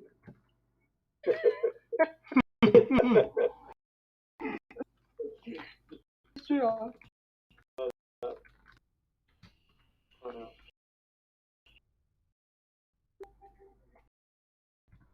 Les pharmaciennes, elle avait, jusqu'il y a une dizaine de jours, elle n'avait même pas de masque pour elle. Ah oui, d'accord, en effet, ouais. Ah non, les pharmacies, ils n'en ont pas. Hein. Ils en ont pas. Moi, j'ai de la chance. Pour le personnel, même pour le personnel. Moi, j'ai de la chance que j'en ai parce qu'il me restait, j'avais une boîte de gants et une boîte de masques. Parce que malheureusement, c'est pas une blague, hein. Malheureusement, j'ai eu un cancer et quand l'infirmier venait me faire les piqûres et des soins, il fallait qu'il ait les masques et les gants. Donc, j'en avais un bon stock. Et ben, encore heureux. Hein. Finalement, le cancer, il m'a servi à quelque chose. Hein. Ça m'a servi à avoir un stock à la maison. Ah ouais. Ouais. Enfin, il vaut mieux en rire, hein, mais c'est triste. Ah ouais. Voilà. C'est quand même dingo. C'est sûr, c'est pas simple. Non, le mot de la fin, non, parce que non, pas le mot de la fin, parce que justement, je vais donner les petites infos nationales et locales que j'ai. Et puis après, on clôturera sur la finalité. On parlera juste un petit peu de l'Allemagne parce qu'ils ont quand même déconfiné avant nous. Et je vais vous dire pourquoi. Il y a quand même des éléments qui sont marquants. Et puis après, on parlera télévision parce que Florent aime ça aussi, la télévision. Donc, on parlera un petit peu télévision avec une info qui est arrivée et une émission qui ne reprendra pas à la rentrée. Voilà. Mais là, si quelqu'un veut ajouter quelque chose, hein? Ça va jusqu'au 24 octobre en Allemagne. Tous les manifestations de plus de 5000 personnes sont interdites jusqu'au 24 octobre. Ouais. Donc même si des confines, par exemple, ils ont pas de marathon, alors qu'en France, le marathon de Paris est prévu pour le 3 octobre. Et ouais. Alors qu'en Allemagne, c'est mais nous, on est inconscients. C'est pas du tout la stratégie qui sera mise en place. On veut faire marcher l'économie chez nous. C'est ça. Et on s'en fout que les gens meurent. Bon, il y a un truc qui a été bien, et moi, ce que je retiens de bien, c'est que tous les gens qui ont été confinés, ils ont quand même été payés. Ils ont quand même eu un salaire. Donc, il faut voir. En tous, je ne sais pas. Lesquels qui n'ont pas été payés. Ça dépend de tous ceux qui sont à leur compte, ils ont clenché pour pleurer, quoi. Les auto-entrepreneurs, ils n'ont rien. C'est mon cas. C'est mon cas. Ils n'ont absolument rien. Oui. Parce qu'ils disaient qu'aux indépendants, ils leur donnaient 1 500 €. Les indépendants, mais pas auto-entrepreneurs. Auto-entrepreneurs, c'est pas... Ils n'en font pas partie. Ça a été oublié. Non. C'est en fonction des revenus. Ah, c'est en fonction des revenus? Oui. Ah, d'accord. Bon, je vous propose une petite pause musicale et ensuite on fait la clôture tranquillement de l'émission. Et je vous ai envoyé, c'est la dernière fois, hein, je vous ai envoyé un dernier lien sur Messenger pour me rejoindre parce que dans 3 minutes 48, Zoom coupe l'antenne. Donc moi, je ne la coupe pas, bien entendu. Mais du coup, vous me rejoignez dans la dernière réunion qui démarre à 22h45. Voilà, donc dans 2 minutes, quoi. Et en attendant, on va écouter notre artiste. Ouais. Et entre-temps, on va en profiter pour écouter M. Boudax qui nous a envoyé son titre depuis la Normandie qu'on va écouter sur l'antenne de la radio. Donc, musique et à tout de suite.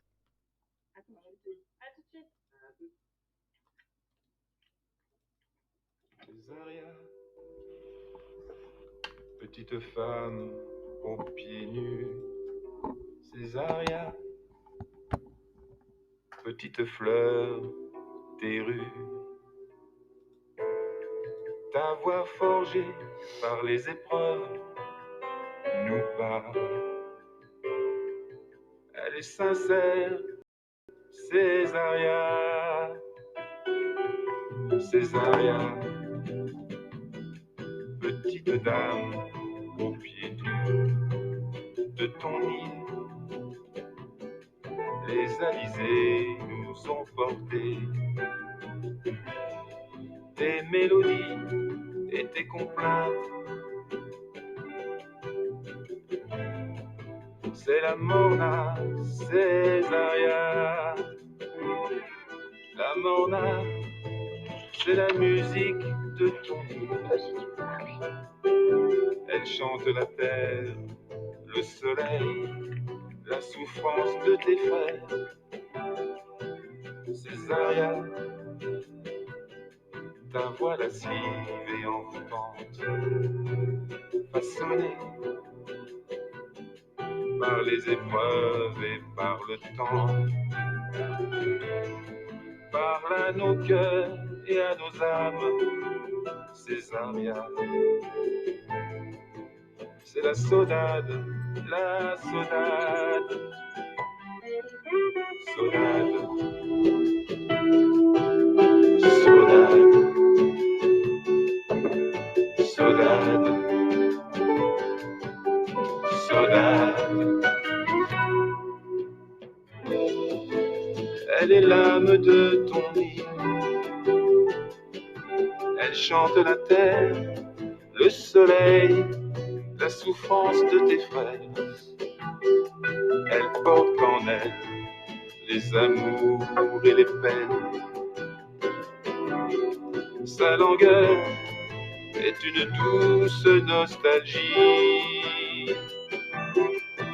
Césaria, grande artiste reconnue, tes chansons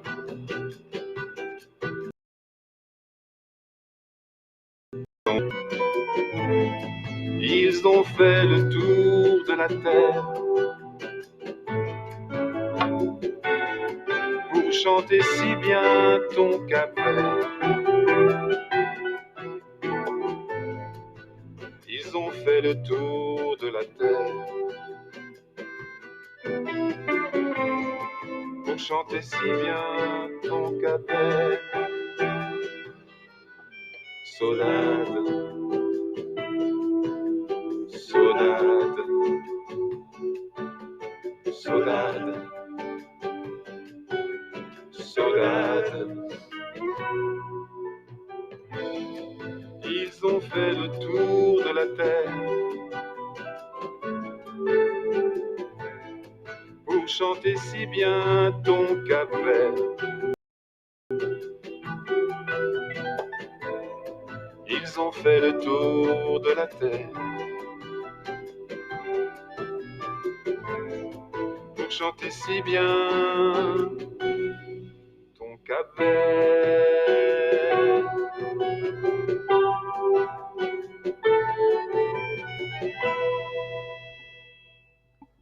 Voilà, on a écouté donc le titre Acantora de M. Boudax depuis Blonville en Normandie. Voilà, c'était enregistré en studio. Alors donc du coup, de retour en direct avec nos collègues animateurs et invités. Donc moi, je vais vous faire, chers auditeurs, puisque vous nous regardez sur Facebook, vous nous regardez sur Twitter, Periscope, et vous nous écoutez sur vipradioonline.fr, je vais vous faire un petit débrief de l'actu, de ce qui s'est passé en ce début de semaine, puisqu'on est déjà jeudi, donc fin de semaine bientôt, si vous n'avez pas lu notre dernier journal. Voilà, bon, enfin là c'est condensé, vous n'en faites pas. Alors, je sors la note que j'ai sous les yeux, hop. Alors, qu'est-ce qui s'est passé? Donc, cette semaine 17, donc, concernant... alors, on va partir sur lundi. Lundi, que s'est-il passé à Nice? Je pense notamment... ah ben, Jean-Claude n'est pas là. Ah si, il arrive. Attends, on va le récupérer. Hop, en direct. Jean-Claude et Wes. Je me disais, il manque du monde. Hop. Alors, on attend qu'ils arrivent. Wes, tu me reçois? C'est bon? C'est bon, Wes? Tu m'entends? On dirait. Et Jean-Claude, il arrive aussi. Bon, je vais enchaîner, c'est pas grave. Ah voilà, il y a Jean-Claude qui arrive aussi. Voilà. Oui, comme je disais, Jean-Claude, je donne une info niçoise. Et on est concernés, nous, puisqu'on fait partie de la métropole à Saint-Laurent-du-Var et à Saint-Jeannet, donc on est concernés par cette info. Alors, la ville de Nice a démarré, donc lundi 20 avril, la distribution des masques aux populations fragiles. 250 masques ont été livrés. Et Nice a lancé sa plateforme numérique pour les Niçois, toujours les Niçois, pour l'instant nous on n'y a pas encore accès, afin de s'inscrire et d'avoir accès à des masques gratuits. Tenez-vous bien, ils ont droit à 2 masques lavables et réutilisables par personne, par habitant donc. Et il y a quand même 97 000 habitants qui s'étaient déjà inscrits lundi. Voilà.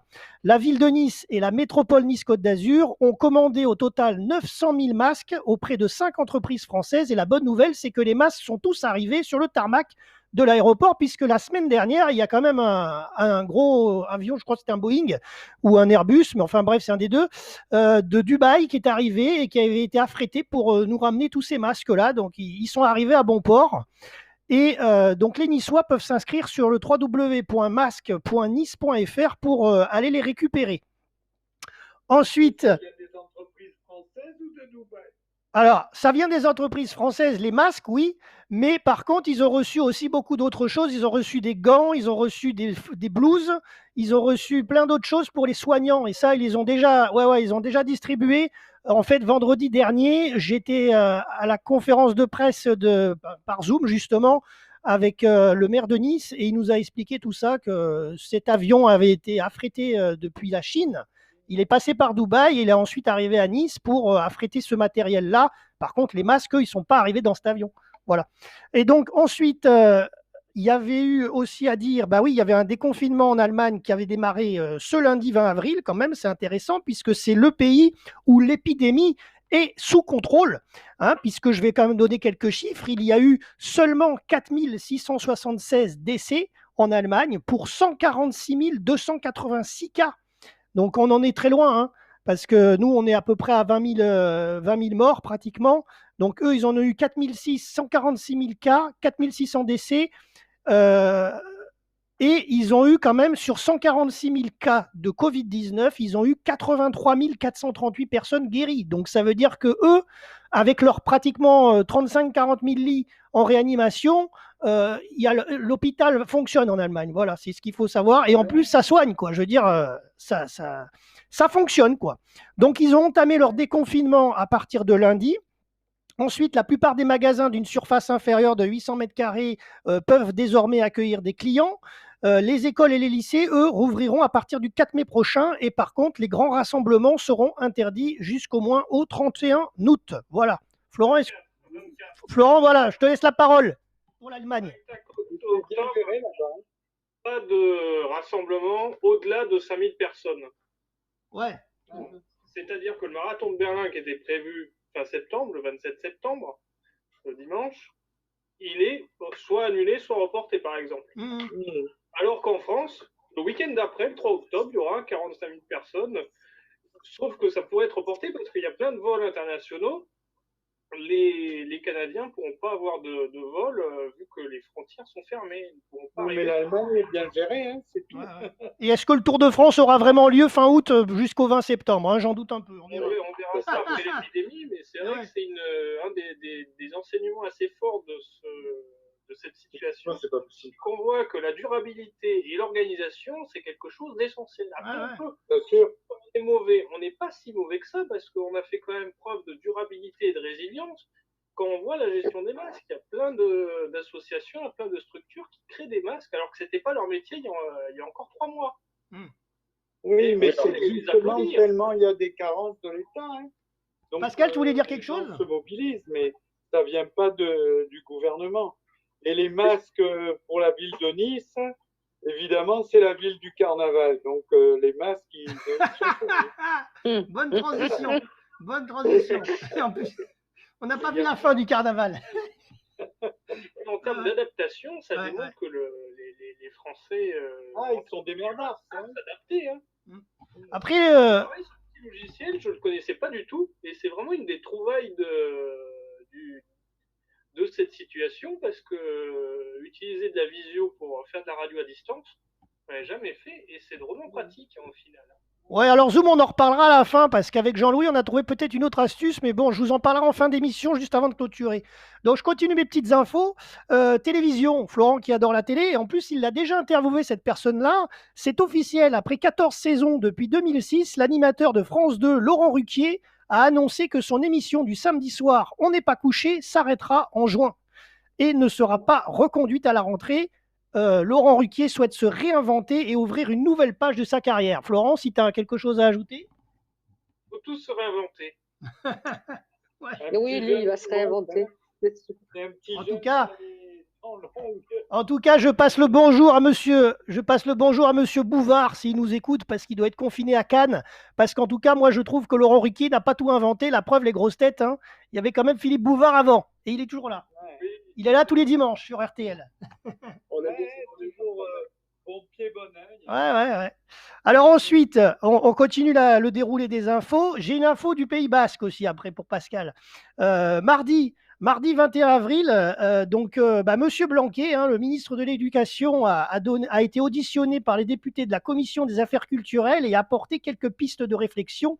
La rentrée scolaire, vous l'avez tous entendu sûrement, la rentrée scolaire du 11 mai sera progressive, mais elle ne sera pas obligatoire. Et elle s'étalerait sur 3 semaines avec des petits groupes d'un plafond maximal de 15 élèves. Les élèves de grande section CP, CM2 reprendront le chemin de l'école à partir du 12 mai, puisque le 11 mai sera une journée pédagogique.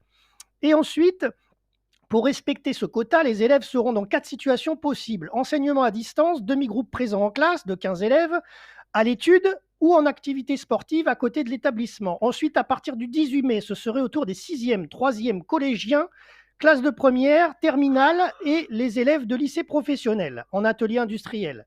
Et ensuite, le 25 mai, l'ensemble des classes pourraient rentrer, toujours avec des groupes à la taille limitée. Monsieur Blanquer a précisé donc ça mardi en disant que les établissements rouvriront que s'ils respectent le protocole sanitaire, présence de savon, gel hydroalcoolique, en prenant notamment l'exemple des cantines, et que si certains établissements ne peuvent pas ouvrir la cantine, ils ouvriront une sandwicherie. Voilà, donc ça a fait pas mal l'info de la semaine, puisqu'il y a eu des pour, il y a eu des contre. Et pour terminer les modalités de cette rentrée scolaire, elles seront définitivement arrêtées à la fin du mois par le Premier ministre Édouard Philippe. Voilà, concernant les rentrées scolaires. Vous n'êtes pas concerné, les rentrées scolaires. Peut-être Pascal, avec son fils, peut-être, je pense, quand même. Ouais.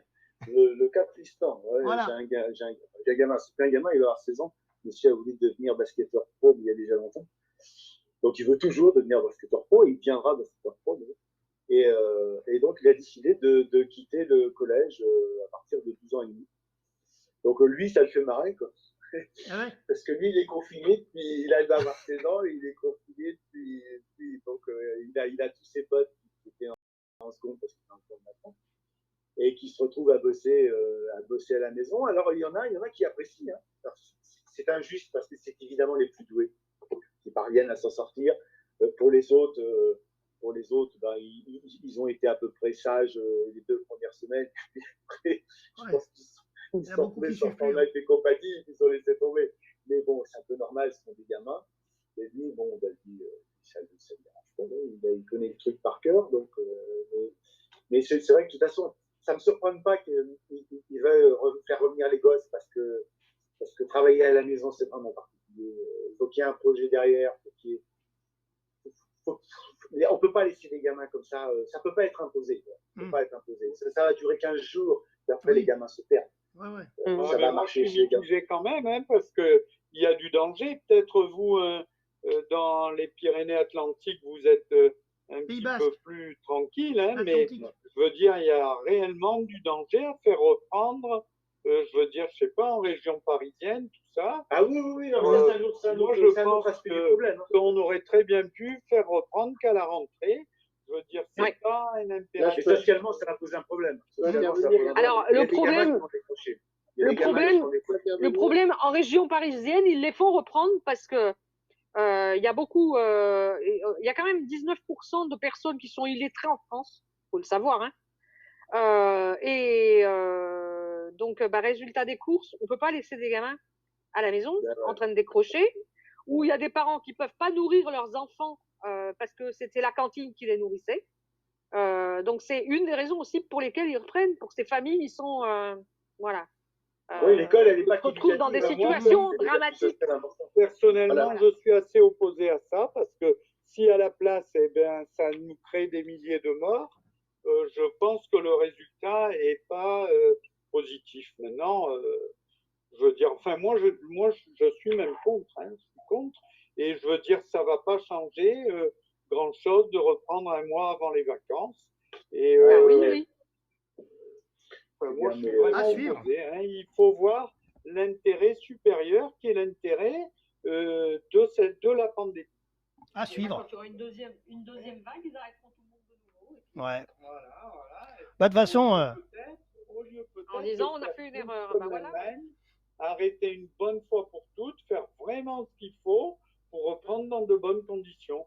Tandis que nous, on va faire le yo-yo, on va redémarrer pas mal de trucs et puis on va re-arrêter dans 3 mois parce que ça va être une catastrophe sanitaire. Moi, je le vois comme ça. Après, je prie pour me tromper. Hein. Je suis assez opposé à ça. Je pense que c'est du raisonnement.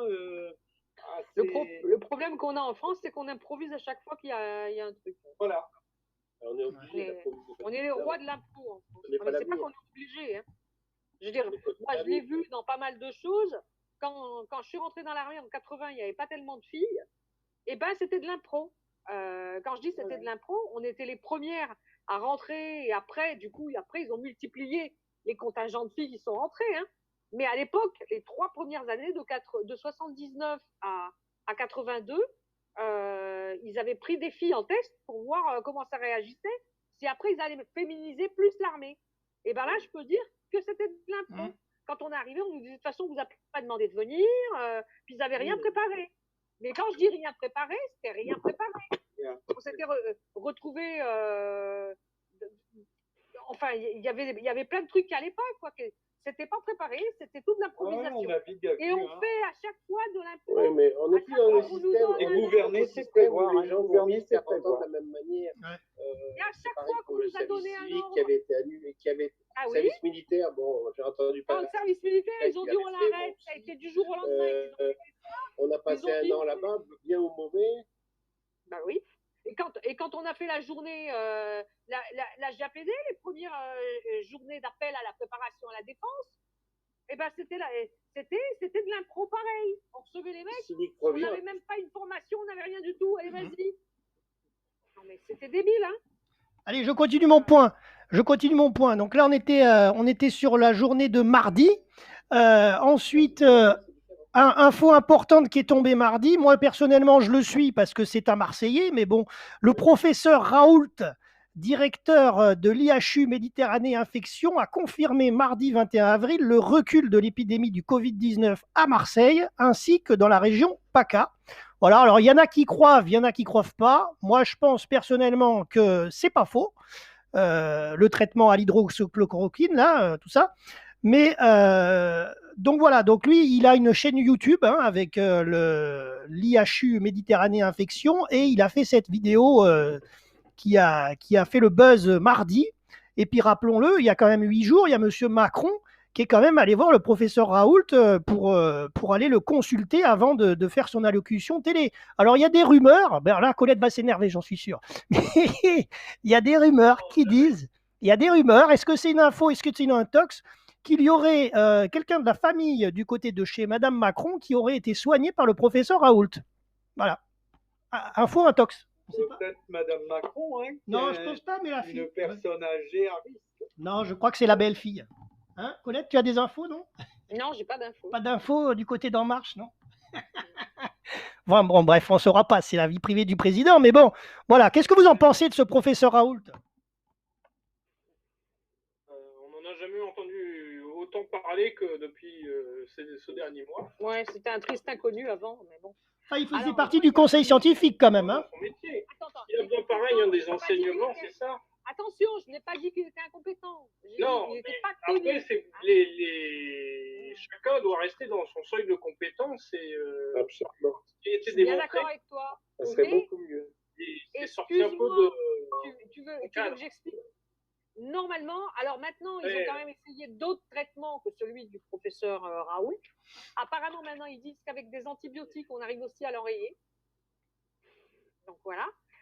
Maintenant aussi, ils disent quand même que la Chine, apparemment, ce coronavirus, il l'aurait quand même depuis le mois d'octobre et qu'il ne l'aurait pas dit et qu'il y a eu des cas en France à partir du mois de décembre.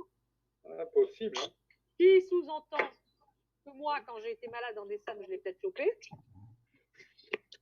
Claudine aussi, parce que Claudine, quand elle a été à l'hôpital en urgence, ils ont fait quand même des drôles de tests au mois de décembre. Et ils lui ont dit qu'elle avait eu le virus Y, le virus X, pardon.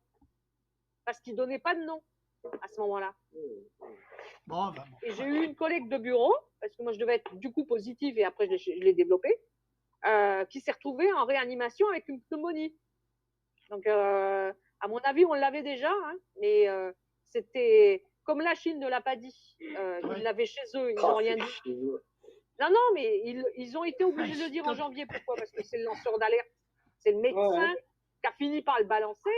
Ils se sont retrouvés coincés. Mais sinon, ils n'avaient rien dit. Hein. Pourquoi pas? Il était peut-être déjà présent avant. Octobre, ils l'ont, hein, depuis le mois d'octobre. Alors, on a eu combien de cas en France qui ont été passés sous silence parce qu'on ne savait pas que c'était ça? Allez, j'enchaîne. Donc j'enchaîne parce que là on passe aux infos d'hier, de mercredi. Alors bon, moi je l'ai su hier, mais ça tombe déjà depuis vendredi dernier. Pascal pourra peut-être nous en parler plus. Vendredi dernier, le 17 avril, les 35 membres de la commission extra-municipale des fêtes de Bayonne s'est réunis virtuellement par Zoom notamment et a annoncé l'annulation des fêtes de Bayonne 2020 qui devait avoir lieu du 29 juillet au 2 août. Une étude est en cours pour savoir si la fête peut avoir un format réduit et décalé dans le temps. Une réunion de la commission aura lieu avant l'été, après le 20 juin. Pascal, est-ce que tu connais les fêtes de Bayonne et est-ce que tu y vas régulièrement? Je m'en fous des fêtes de Bayonne. Non, mais il faut savoir que les fêtes de Bayonne, non, je suis bête. Ça rend plein de gens heureux, c'est très bien. Mais quand tu y vas, ça transforme quand même Bayonne. En 4 jours, en plus, c'est pierre géante. Ah ouais. Mon beau. Mais quand tu vas dans ce truc-là, c'est immonde. Après, bon, qu'est-ce que tu veux, je crois pas que ça les rend heureux, je pense qu'ils peuvent pas s'en passer. C'est culturel, ils en ont besoin, tant mieux pour eux, mais ça me paraît pas possible. Non. Là, c'est une fête où on boit, et généralement, on finit par se tripoter un peu dans tous les coins, donc ça va être compliqué, quoi. Non, c'est l'inverse. Pour le Covid, c'est pas bon. Non. Mais ça serait bien. Si ça pouvait avoir lieu, ça pourrait signifier que le truc est terminé. Donc tant mieux, ça serait une jolie manière de le fêter. Mais bon, j'y crois pas trop. Mais c'était déjà les fêtes de Bayonne. Les fêtes de Bayonne ont considérablement évolué depuis une certaine émission sur M6 qui en avait vanté des mérites. C'est bien qu'on a rassemblé tous les cassos du coin qui sont venus non pas pour faire la fête, mais alors pour se beurrer la tronche comme c'est pas possible et se crocheter les uns les autres. Et elle a grossi considérablement l'espace de 2-3 éditions on est rendu aux millions quand même, de visiteurs à Bayonne. C'est énorme. Hein. Il y a 3 grandes fêtes dans le monde. Il y a Munich, il y a Rio, il y a Pamplune et juste après, il y a Bayonne. Et 1 million de personnes, Bayonne, c'est colossal. On ne se rend pas compte, mais Bayonne, c'est une petite ville de 50 000 habitants. En avoir 20 fois plus du jour au lendemain, c'est pas bon. Et même sur le plan commercial, tout ça, c'est trop, ça tue même le business, trop de monde d'un coup, quoi. Donc c'est pas gérable. Et ils avaient déjà eu des gros soucis à l'époque des attentats, parce qu'ils avaient quand même des angoisses. Hein. Le type qui voulait faire un attentat, c'était facile. Même... Ah ouais, non, là, et là, avec le Covid, bon ben. Mais je pense que c'est pour le Tour de France, ils sont obligés de communiquer des dates. Ouais, c'est ça. Parce qu'on est obligé de se fixer dans le temps. Ils ne peuvent pas nous dire, voilà, ça va durer, et on va leur dire ça va durer combien de temps. On ne sait pas. On ne sait pas, c'est terrible. Donc ils nous disent le Tour de France, mais le Tour de France, et là je connais quand même un peu le milieu, le Tour de France, c'est pas possible. Vous pouvez pas les distances de sécurité entre les coureurs quand ils sont dans un peloton, c'est pas possible. Les mecs qui transpirent, les mecs qui crachent, donc c'est pas possible. Mais je pense qu'ils ont besoin de nous dire ça. On arrive à les fêtes de Bayonne, peut-être en automne. Bon, ça nous permet de garder un cap, quoi. Ça permet de conserver l'espoir. Puis c'est important pour plein de gens. Moi, je suis bête en disant ça, que je m'en fous, mais c'est important pour plein de gens. Là. Pour plein de gens, les fêtes de Bayonne, ça va considérablement leur manquer. Ça, la fête de la bière aussi en Allemagne du mois d'octobre est annulée. Hein, est annulée. Il y a des grands enjeux financiers derrière. Hein, c'est pas ouais, bien sûr. De la bière dans l'année. C'est une grosse beuverie aussi. Hein. Ah oui, ça dure 2 semaines. Les jambons de Bayonne devront être éloignés de 1 mètre minimum. Alors ensuite, aujourd'hui, que s'est-il passé? Eh bien, aujourd'hui, il y a quand même une info qui est intéressante pour ceux qui ont des tickets restaurants, pour pas mal de salariés quand même. Hein, ça représente 5 millions de personnes. Hein. D'habitude, ils peuvent aller manger ou prendre à manger en supermarché pour 19 €. C'est 2 tickets resto quasiment à peu près. Et ben normalement, à partir de la semaine prochaine, ça devrait être effectif provisoirement durant le confinement et ça devrait se terminer, je pense, autour de juillet. Dès que les restaurants reprendront vraiment leur ouverture avec les cafés en terrasse, mais tant que les cafés et les restaurants ne sont pas en terrasse, les Français qui ont des tickets restaurants, je précise, pourront donc utiliser leurs tickets jusqu'à 95 € par jour. Donc, quelqu'un qui veut aller à Leclerc, Carrefour ou Intermarché ou Auchan, je fais plein de pubs, hein, comme ça il n'y a pas de pub, et qui veut en avoir pour 95 € de tickets restaurant, il peut le faire à partir de dans 8 jours à peu près. Voilà, la date exacte, on ne la connaît pas. Et actuellement, c'est 19 € par jour. Donc, c'est vrai que c'est pas mal pour le pouvoir d'achat des Français. C'est à la demande d'ailleurs des syndicats, mais j'ai entendu aujourd'hui qu'il y a certaines télévisions qui disaient que c'était à la demande des ministres. Non, pas du tout. C'est les syndicats qui ont demandé et qui ont eu l'accord des ministres du Travail et de l'Économie. Voilà, il faut quand même redresser un peu le tir. Mais c'était une idée commune de tous les syndicats. Ensuite, après, donc, qu'est-ce qu'il y a eu d'autre? Ah oui, il y a une info, qui nous concerne, Jean-Claude, dans les Alpes-Maritimes. Tout à l'heure, quand tu t'es reconnecté, je parlais des masques à Nice qui sont arrivés et qui sont en train d'en distribuer déjà. Et nous, ça arrive également à Saint-Laurent-du-Var. C'est arrivé aujourd'hui. Il y a eu un courrier postal qui a été envoyé à tous les Laurentins. Et donc, on va pouvoir avoir des masques. Alors non plus, là je vous avais dit 2 à Nice, oui, les habitants de Nice ont droit à 2 masques chacun.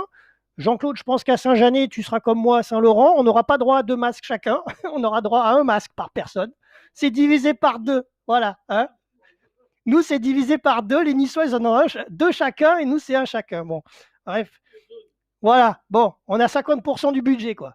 Donc, les masques, en tout cas, ils seront réutilisables, lavables jusqu'à 10 fois. Et pour obtenir son masque, il faudra s'inscrire au préalable sur le site masque.saintlaurentduvar.fr. Alors, j'imagine, puisque masque.nice.fr, c'est pour les Niçois, j'imagine que pour Saint-Janet, ce sera masque.saintjanet.fr. Voilà. En tout cas, à Saint-Laurent, c'est assez compliqué de récupérer les masques parce que, bon, malgré qu'il y ait quand même 11 points de retrait qui vont être mis en place, mais bon, il faut faire vite hein, parce qu'il faut s'inscrire dès maintenant. Dès aujourd'hui, ça peut être possible. Et par contre, il faudra prendre les masques. Vous n'aurez que 4 jours, les Laurentins. C'est du 6 au 10 mai. Voilà, c'est tout. Avant le 6 mai, ce n'est pas possible. Après le 10 mai, je ne sais pas. Le texte ne le dit pas non plus. Donc, en fait, on a 4 jours pour aller chercher les masques. Donc, on va tous se ruer dans les 11 centres de la ville. Voilà, faut le savoir. Les uns les autres. Voilà. C'est ça. Et Saint-Janet, je ne sais pas. Pourtant, vous faites partie de la métropole Nice-Côte d'Azur aussi, mais je ne sais pas si vous avez droit au masque. Je suppose que oui, mais je ne sais pas ce que M. Sampéré a pris pour vous comme dispositif. On peut y aller avec le livret de famille, alors. Ici, il y a 20 000 de commandés, mais on les attend. D'accord. Ils ont été commandés par la mairie parce qu'au niveau du conseil régional, ce qui était livré n'est pas suffisant. Et ensuite, une dernière info. Ouais. Dernière info, c'est là. Oui, les Parisiens aussi, vous allez avoir des masques normalement avec Hidalgo. Il va y avoir voté Hidalgo. Ouais. Il y a un manque de masques énorme. Moi, personnellement. Ouais, Wes. Oui, et moi, de personnellement, j'ai été à la G7 parce que. Il y avait encore aujourd'hui des hôpitaux. Non, Wes, on t'écoute, ouais. Les malades. Hein. Ouais. Je disais, ouais, la G7, la compagnie de taxi G7, ils m'ont convoqué, m'ont donné rendez-vous pour aller récupérer 5 max. D'accord. Masques seulement. Ils sont lavables? Hein? Ils sont lavables? Oui, je pense. Ah, bah alors c'est bon. Enfin, ils sont plus. Je crois qu'il faut les désinfecter, mais. Ouais. Je pense que ce sont des masques. Comment dirais-je? Grand public. Hein, pas... Ah, ça serait des masques jetables, toi, en fait. Ah ouais. Non, c'est pas des masques. C'est pas en tissu. Ok. C'est des masques qui sont jetables. D'accord. Oui. Pour les G7, pour les taxis, hein, je précise. Ouais. Ok. Bah non, ça fait pas beaucoup 5, hein, parce que ouais. Et donc ensuite, dernière info qui est tombée aujourd'hui, mais ça on pouvait s'en douter, c'est encore sur le sport, parce qu'on aime ça le sport. Et ben c'est officiel, l'UEFA vient de l'annoncer, le report de l'Euro féminin, parce que vous l'avez entendu déjà il y a quelques semaines en arrière, l'Euro masculin qui avait lieu cet été est annulé bien sûr à l'année prochaine en 2021. Donc l'Euro féminin, lui aussi, se trouvera donc annulé, non pas en 2020, non pas en 2021. Du coup, il aura lieu en 2022. Du coup, les femmes vont laisser la place aux hommes au final. Et le championnat d'Europe féminin se tiendra toujours en Angleterre, mais du 6 au 31 juillet 2022. Voilà, concernant le sport. Voilà, c'est vraiment une hécatombe le sport parce que tout est décalé. C'est vraiment compliqué, quoi. Tout est incertain. Hein. Ah oui, c'est ça. Et les sportifs qui ont besoin de beaucoup d'entraînement, là, ils perdent complètement leurs conditions physiques. Hein. Pour le Tour de France, justement, c'est un gros problème. Oui. C'est un très, très gros problème, parce qu'il faut une préparation énorme. Vous faites un peu de sport, vous en confinement, comment vous faites pour pallier justement à ça? Parce que normalement, l'adage, c'est manger-bouger. Moi, je sais que... on mange, on bouge pas et on grossit.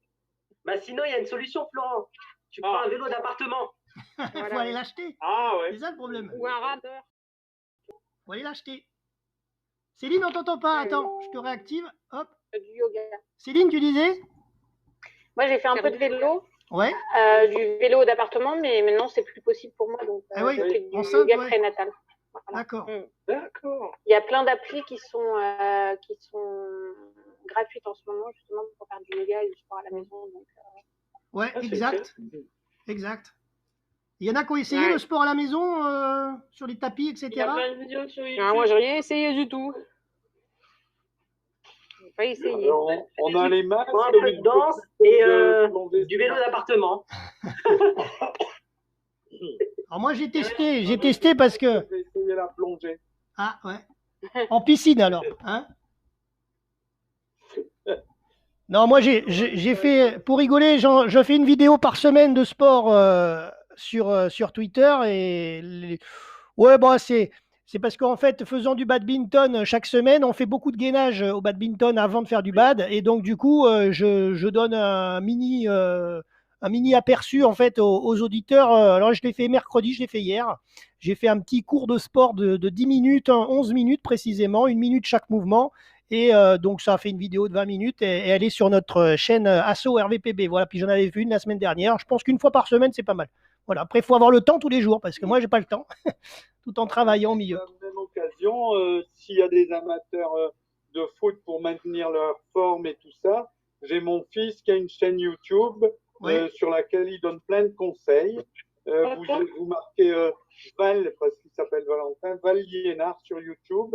Il a 83 000 abonnés. C'est un truc qui marche bien. Il y a plein de super conseils. Et il dit comment maintenir sa condition physique. Il montre des exercices à faire, entre autres du gainage, mais un petit peu tout ce qui est possible dans ce contexte difficile. Même là, c'est super parce que on aurait été. C'est vrai que c'est drôlement pratique. Ouais. Et Anaïs, est-ce que tu voulais apporter aussi un petit mot sur tes vidéos YouTube? Parce que toi, tu étais en Italie, tu devais faire un Erasmus en Italie, final, tu as dû rentrer en France avant le confinement, quelques jours avant. Moralité, l'Erasmus, il est tombé à l'eau, hein, parce que moralité en juillet, c'est demain. Et donc, du coup, ton expérience italienne est tombée un peu... là, pour le coup, complètement, quoi, dans l'oubli, quoi, malheureusement. Par contre, les cours de la fac en Italie se font. Hein. C'est ça, je suis rentrée en France avant que le confinement se passe en France, parce qu'on était déjà confinés en Italie. Et elle est partie de nuit en douce. On va laisser la parler parce qu'il reste 6 minutes en live, là. Et donc là, actuellement, je suis toujours en France. Après, j'ai quand même toutes mes affaires là-bas, mais globalement, tous les étudiants que j'ai rencontrés sont rentrés dans leur pays. Et donc oui, je continue à faire mes cours en ligne comme tous les étudiants. Voilà. Tu m'étonnes. Oh là là. Ouais. Alors toi aussi, tu as une chaîne YouTube, tu peux nous la rappeler?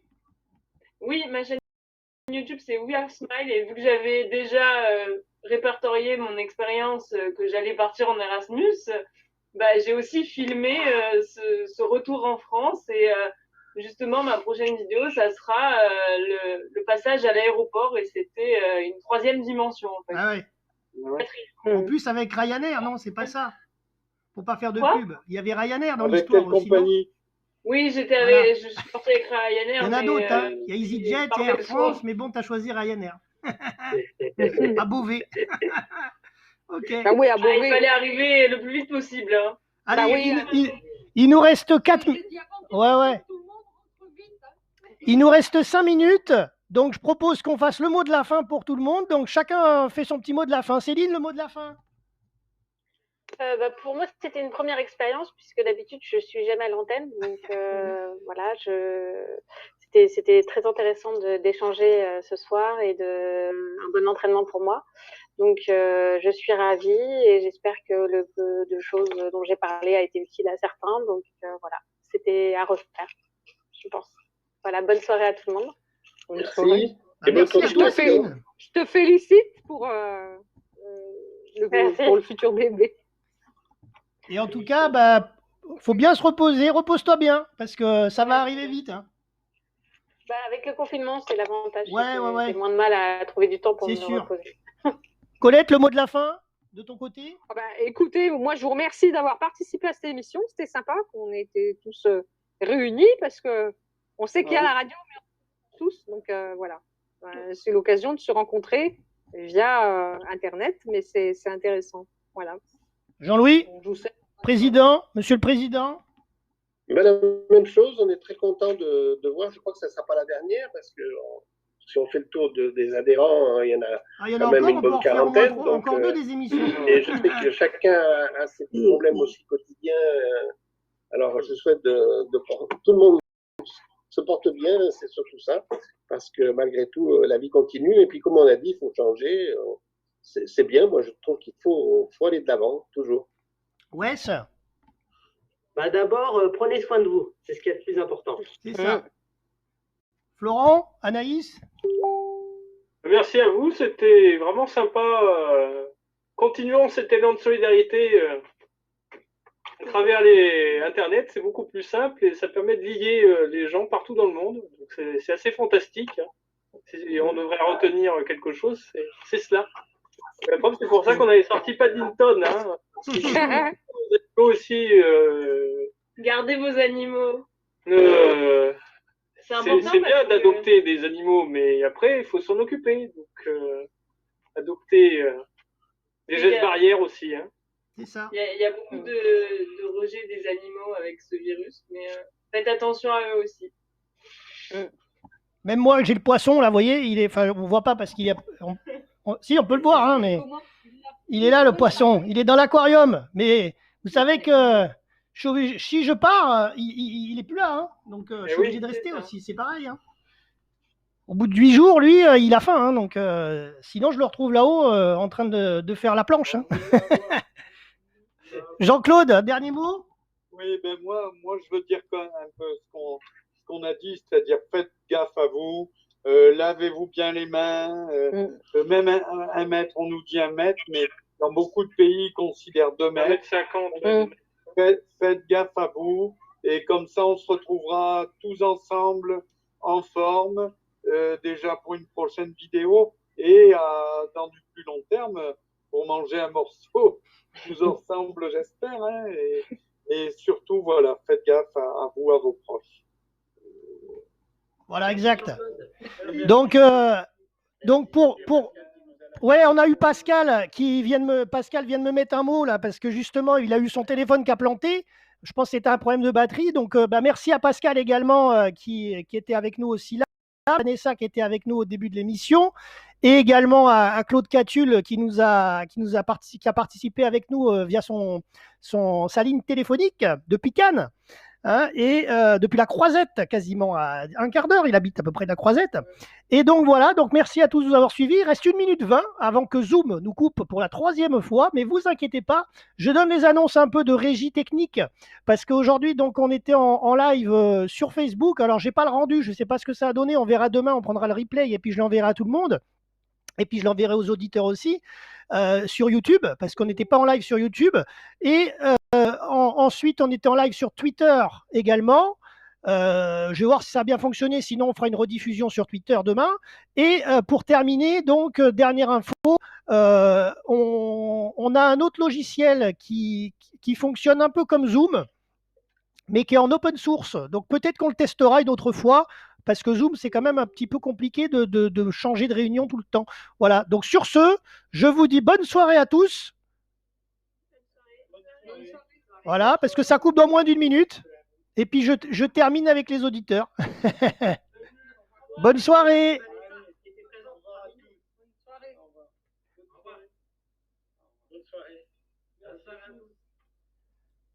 Voilà, donc de retour en direct intégral, ici Jérôme, donc tout seul maintenant, puisque j'ai quitté mes invités. Donc voilà, je voulais donc vous finaliser cette émission, chers auditeurs. C'était fait en direct sur Facebook, sur Twitter, Periscope et sur vipradioonline.fr en mode radio. Et donc, c'est une première, puisqu'il y a 1 semaine, on avait fait aussi une émission, mais elle était diffusée que sur vipradioonline.fr et sur Facebook. Là, on était en plus sur Twitter. Voilà. Chaque semaine, on prend un peu de grade. Donc, voilà. Et par contre, on vous tiendra au courant si on fait une prochaine émission en live. Et voilà. Donc, merci à tous de nous avoir suivis, en tous les cas, sur Internet. À demain, quoi, pour de faux sur nos chaînes Asso RVPB. Voilà, c'était Jérôme pour RVPB vipradioonline.fr avec tous mes invités qu'on a eu aujourd'hui. Donc je les remercie encore. Voilà, je vous les recite encore puisqu'ils sont plus là pour le faire. Donc on avait Pascal Delagaret, on avait Colette Bonaccorsi, on avait Jean-Claude Liénard, on avait Vanessa Baudouin, on avait Céline, on avait Claude Catulle et on avait aussi entendu les titres de nos 2 artistes, M. Boudax et Grand Bec. Voilà. Merci à tous de nous avoir suivis. Passez une bonne nuit et restez chez vous. Voilà. Jérôme, RVPB, à bientôt.